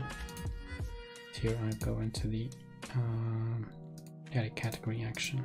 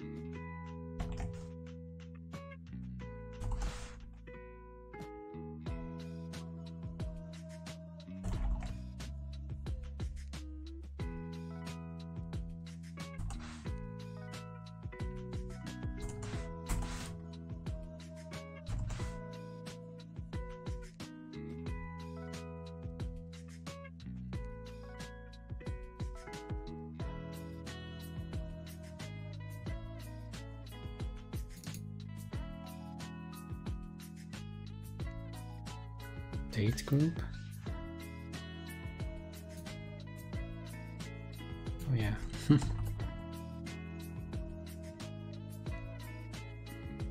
All right, next is the errors. No errors. Reducer.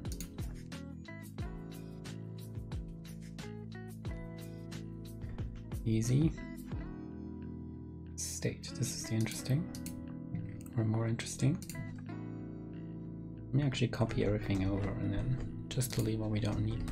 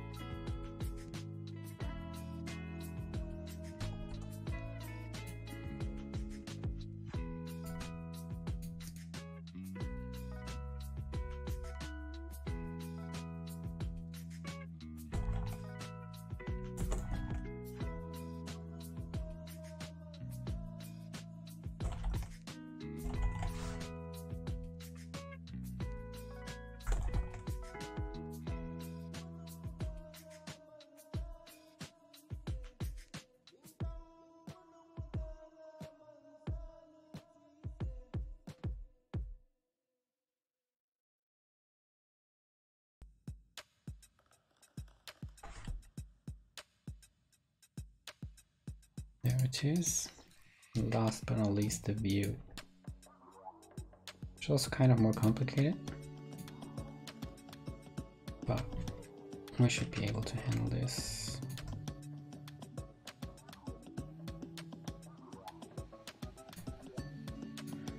Settings, categories, edit category, name label.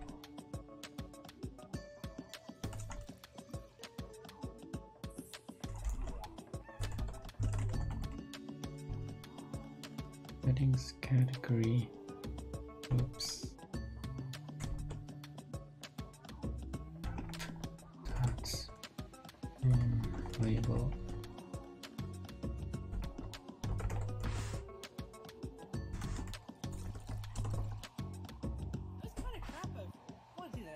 Okay, that's just enable like that.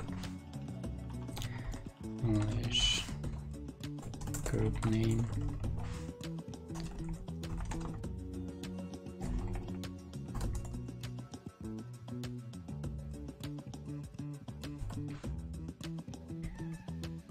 Bind to the name. Prompt.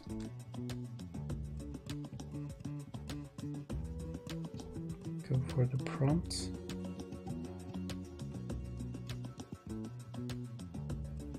Name label, here's the placeholder and the name of the category here.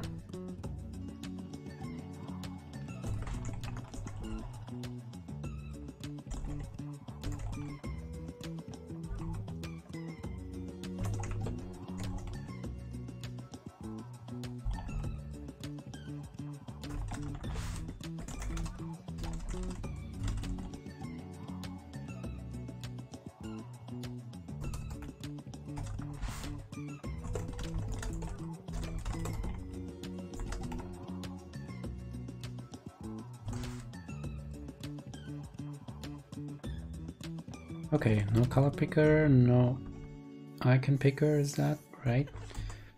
None of these are required or needed. And we'll have the cancel and save buttons.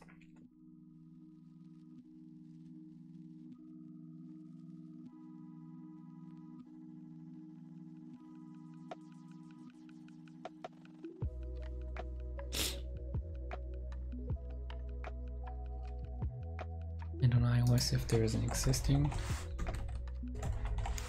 group,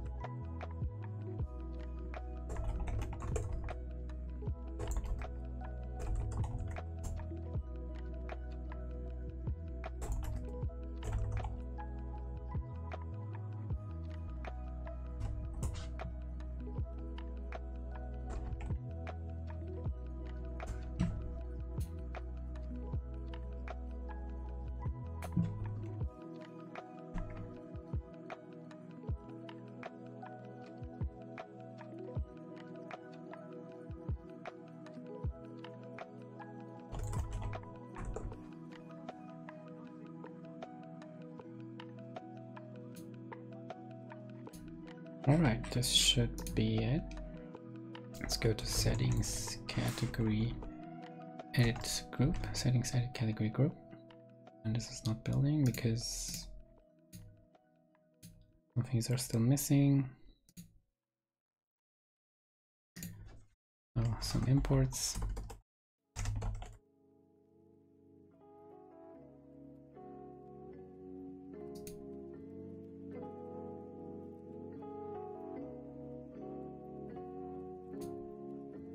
Delete button pressed. Why don't we have that here?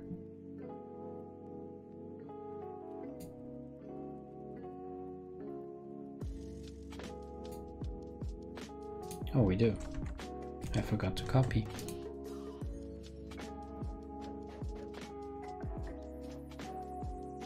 But still something wrong, and of course the initializer existing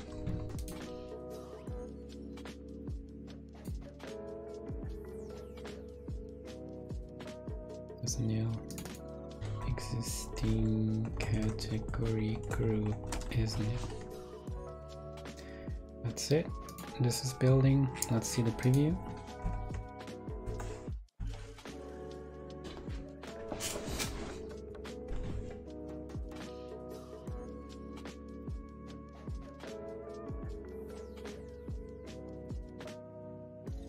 And we need to run body crouch update and Swift Gen.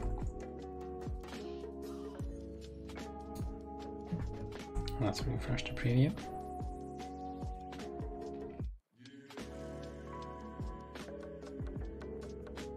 That's pretty much as we expect. And now settings, edit category groups. Let's see if that builds. It's also building.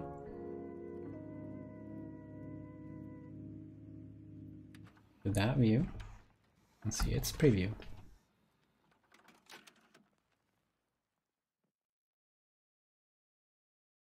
It's about okay. This is not great, but I'm going to accept it. And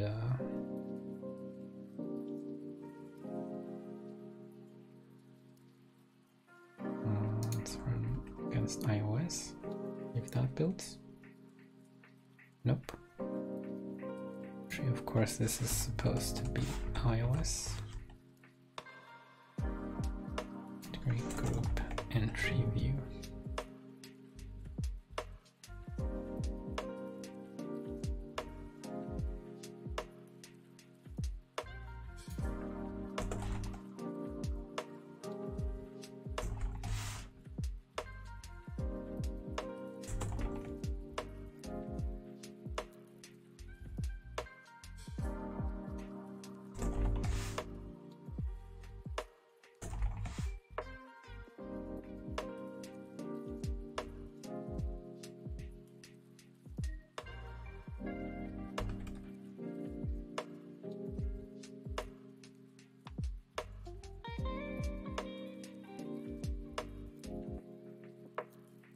Wait a sec, why is this calling into macOS? Is this calling itself?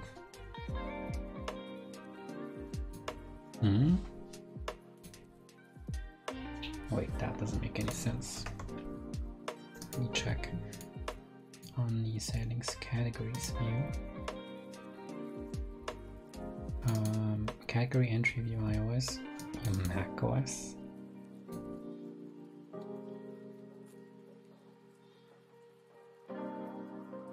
Does this call itself? No.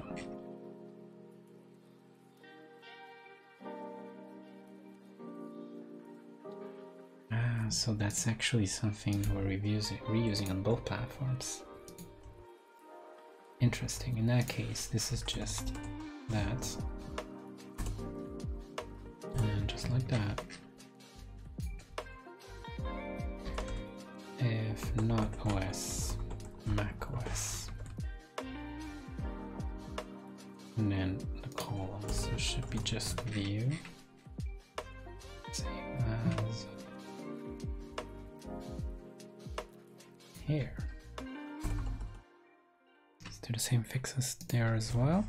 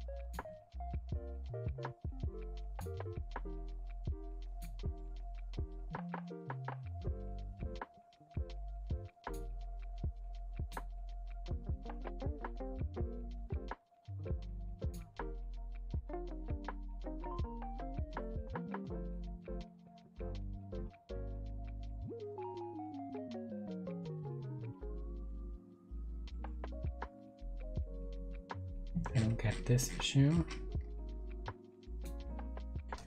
We go back to settings, categories, build that. See if this is actually building. It is building. What's the difference? Web actions, confirm. Nothing really. Except that this stuff should of course be above the functions. Like that. Settings, categories, category groups.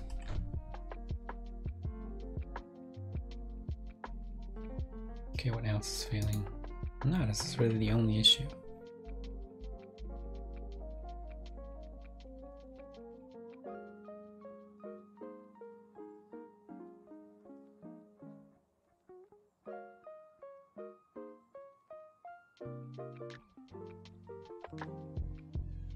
Oh, that's the issue. And there we go. Let's see the preview.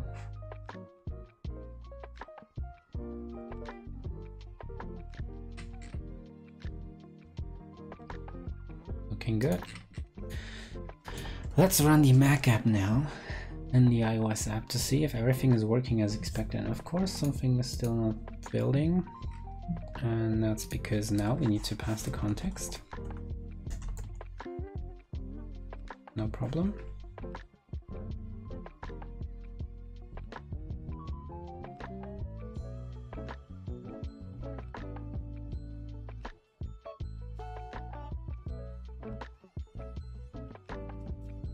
All right. So this is the Mac app. And in the preferences, in the category groups, we should now see a list. And we do see a list. Can we add a new category? No, okay, nothing happens when we click this. So looks like there is some connection missing. I'm guessing that it's the settings reducer. Oh no, this is connected.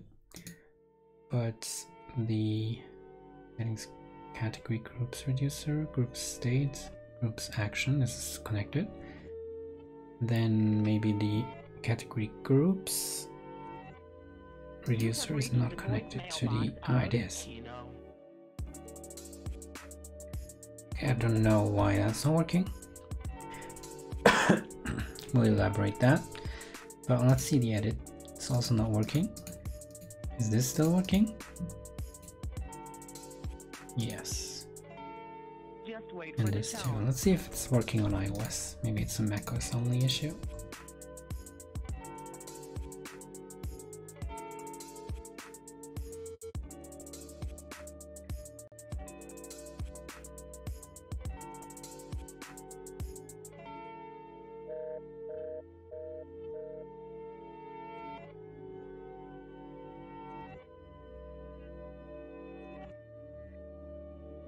Starting, and there we go. Now we are seeing task type and project. They are weirdly getting some colors, but we can figure that out. Let's see if the button's working. Okay, still no, also not working. So something is not connected. Let me first stage all those changes. Just go through them a little bit. See if there's any obvious issues. If you need further assistance, enter pound now.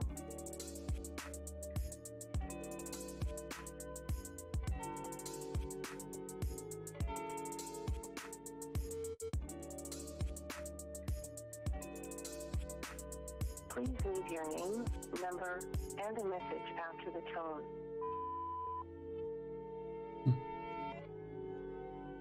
Funny music in the background.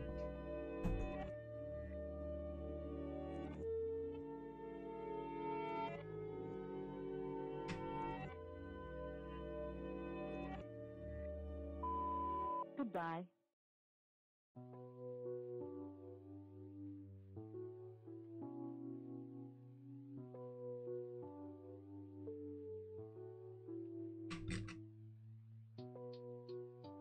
This is all looking fine to me, so let's try to find out what's going on. So when we press the button in the Edit Category Groups view, And of course we need to indent this properly. So when we, let's stay with macOS for now. When we press the new button, press the add new category button, create new category button. Yeah, this is the one. We're sending create new category group button pressed. This should be coming to category new button press, and then it's redirecting to set edit category group is presented to true, which is going here. Is presented, or is it set category? I don't see. There it is. So it's calling into this here, and this is changing the edit category group state if it's presented to something with a nil value, which is also all right. So let me see if this is actually getting called.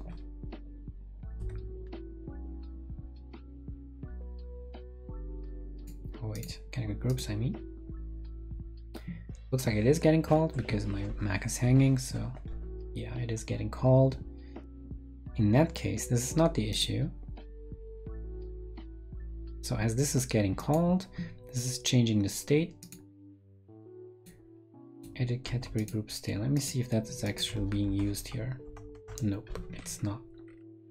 Do we have an edit category state? Also not. So let me look up how this works in the other view. So we have the edit, we have the subcams settings categories view, which also needs some code indentation. And in the state here, we have edit category state. Let's see how that's being used. Here we go. So we have a sheet that's presented. This is not nil, and it's connecting these things together. So this sheet is missing, I'm guessing. Settings, categories view, buttons, and create new the sheet. Okay. What does this look like? We have a list. Oh yeah, we just don't have that sheet. So let me close that. We added at the VStack level. Where did we add it here? To the VStack, yeah.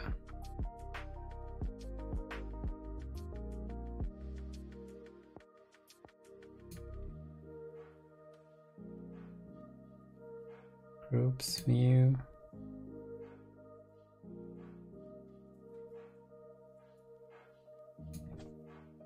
Let's add it here. Let's remove the padding. Add it like that. And in this case, it's add category group state.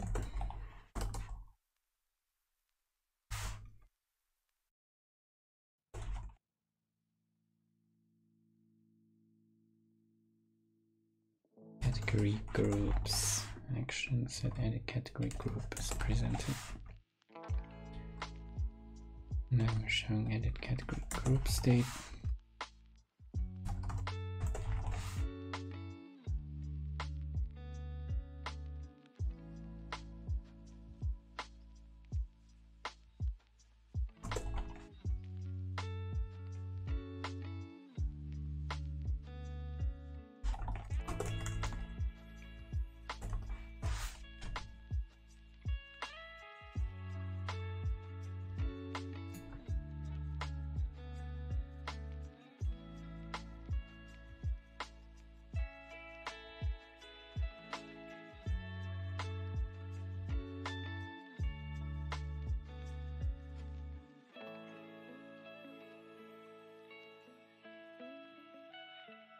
Okay, let's see if that works.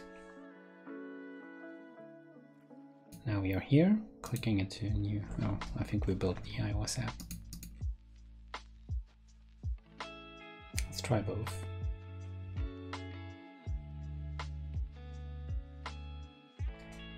Now we're going to the settings. And now should have this button should work. It does work. Group name, I can enter a new group. I can cancel. I can say again a new group. I can save. I should be seeing the group here. Okay, I'm not. This is interesting. This is definitely something we need to fix.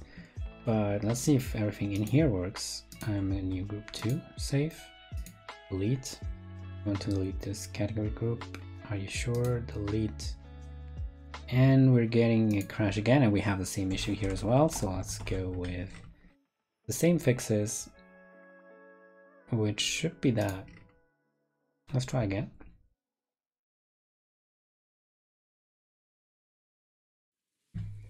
Category group. Let's create a new one. Let's delete it. And this somehow doesn't disappear. The same issue we have, like we had also in the other view. So let's copy also that developer warning we added. Where did we add it? I believe in the edit. Edit category view.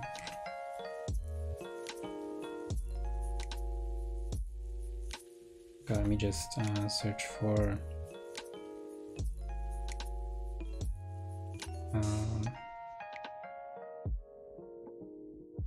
confirm.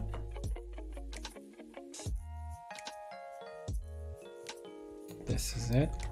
It's in the body of settings view. We have category or group. Let's just put it like that. Nice, so this works. Now let's also refresh that, but that's like the next step. Let's first commit.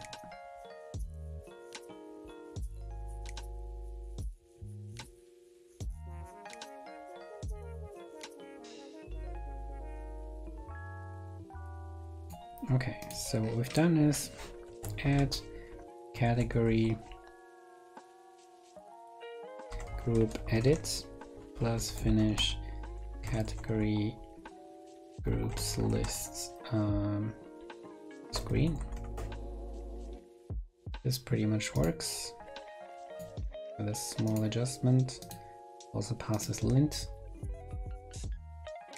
And lastly, we have 4 minutes left. Let's see if we can get it done. We want to refresh this when we change something here.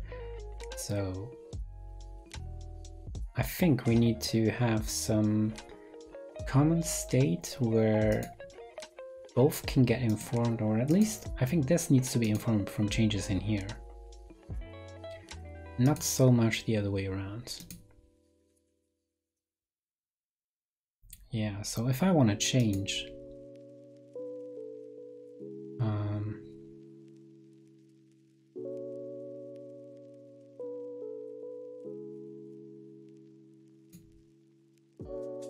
what happens if I create a new one? I save, and then I close the screen, open it again, go in here, still don't see A. What if I restart the app?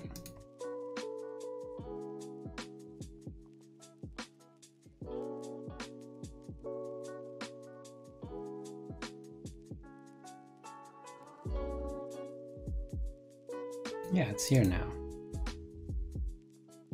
And if I delete it now, then we are having a crash there. Okay, because we're calling into this forcefully.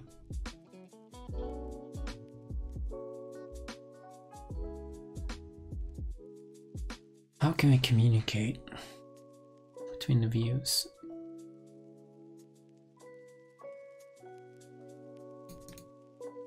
So when this changes, we want this to change, but let's first check if iOS works as well.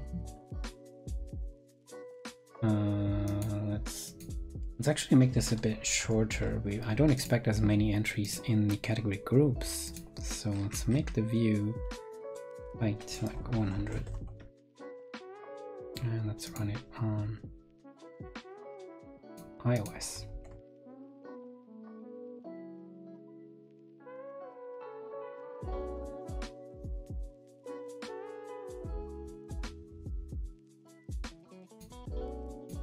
That's better.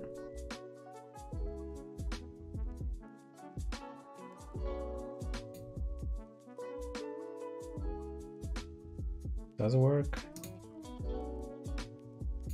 I can edit. The height is not that great because it's not clear that these are that like there's more entries, that this is scrollable, so we need to make it work that it cuts. The next entry I'll just set it to a little bit more, 110. So yeah, the cut here kind of communicates that. And also I want to change the text color. Also, I don't know why it's accent color. Do we have accent color here somewhere? Not really. I want to change it to be just foreground color. Oh no, that's the wrong place.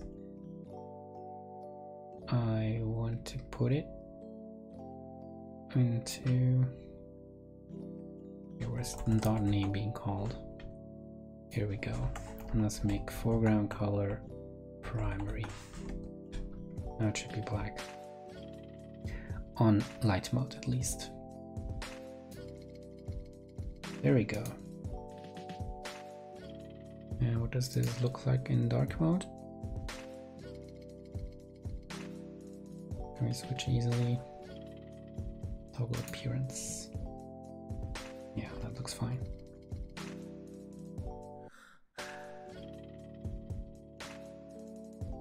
Nice.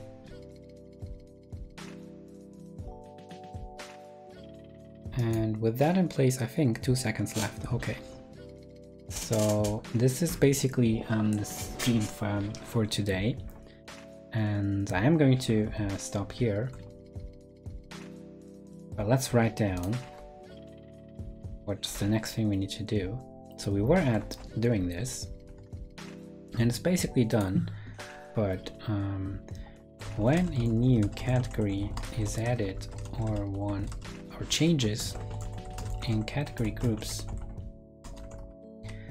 don't communicate to the categories screen yet. So that's the next thing we need to fix, and we are now able to create category groups. That's pretty cool actually. And let's actually make these changes part of the previous commit, because they're so small and they're basically logically part of it. And that's the summary for the stream, I believe. And yeah, as a reminder at the end, make sure to check out my articles on jihad.medium.com. And most importantly, my top 3 wishes for WWDC, which you can see here, which I wrote already like a month ago nearly, and like more than a month ago actually. It's pretty early when it was announced. And also I have an article about making the most of WWDC 2022, and definitely make sure to check that out to read how you can basically make the most of WWDC next week, as there's so many things happening in the community and by Apple and things like that that you want to definitely make sure to check out.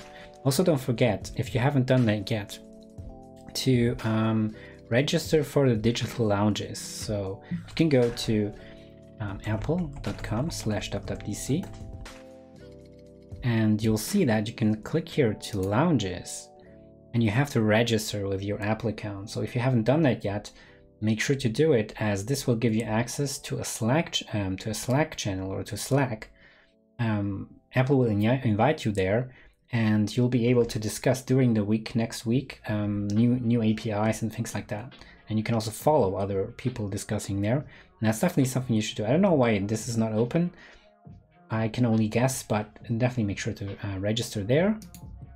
And then if you don't follow my my monthly Swift Evolution summaries yet, you can do that on semonthly.flyingdev.com.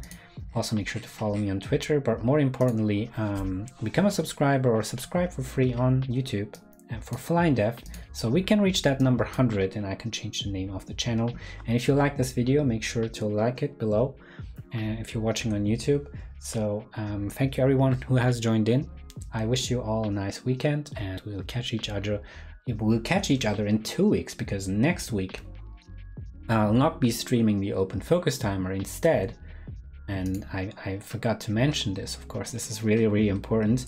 I am going to be streaming the whole week next week, starting on Monday with the Apple keynote, and then between the keynote and the developer keynote I'll be streaming.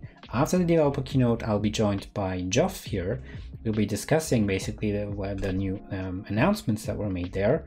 And then after that, from Tuesday on, I'll be basically watching sessions, taking notes, and you can watch me, you can watch the notes basically. And I'll be discussing if there's anyone in the chat who wants to discuss specific APIs. I'll be also doing that. So join me next week, and I hope you'll be around. I hope you will have a great WWDC week. Let's hope that we're getting great stuff. And next Friday, the regular stream, I will delay that. I will not have that. Instead, I'll be streaming WWDC content. So have all a nice WWDC. Have a nice weekend, and see you around. Bye.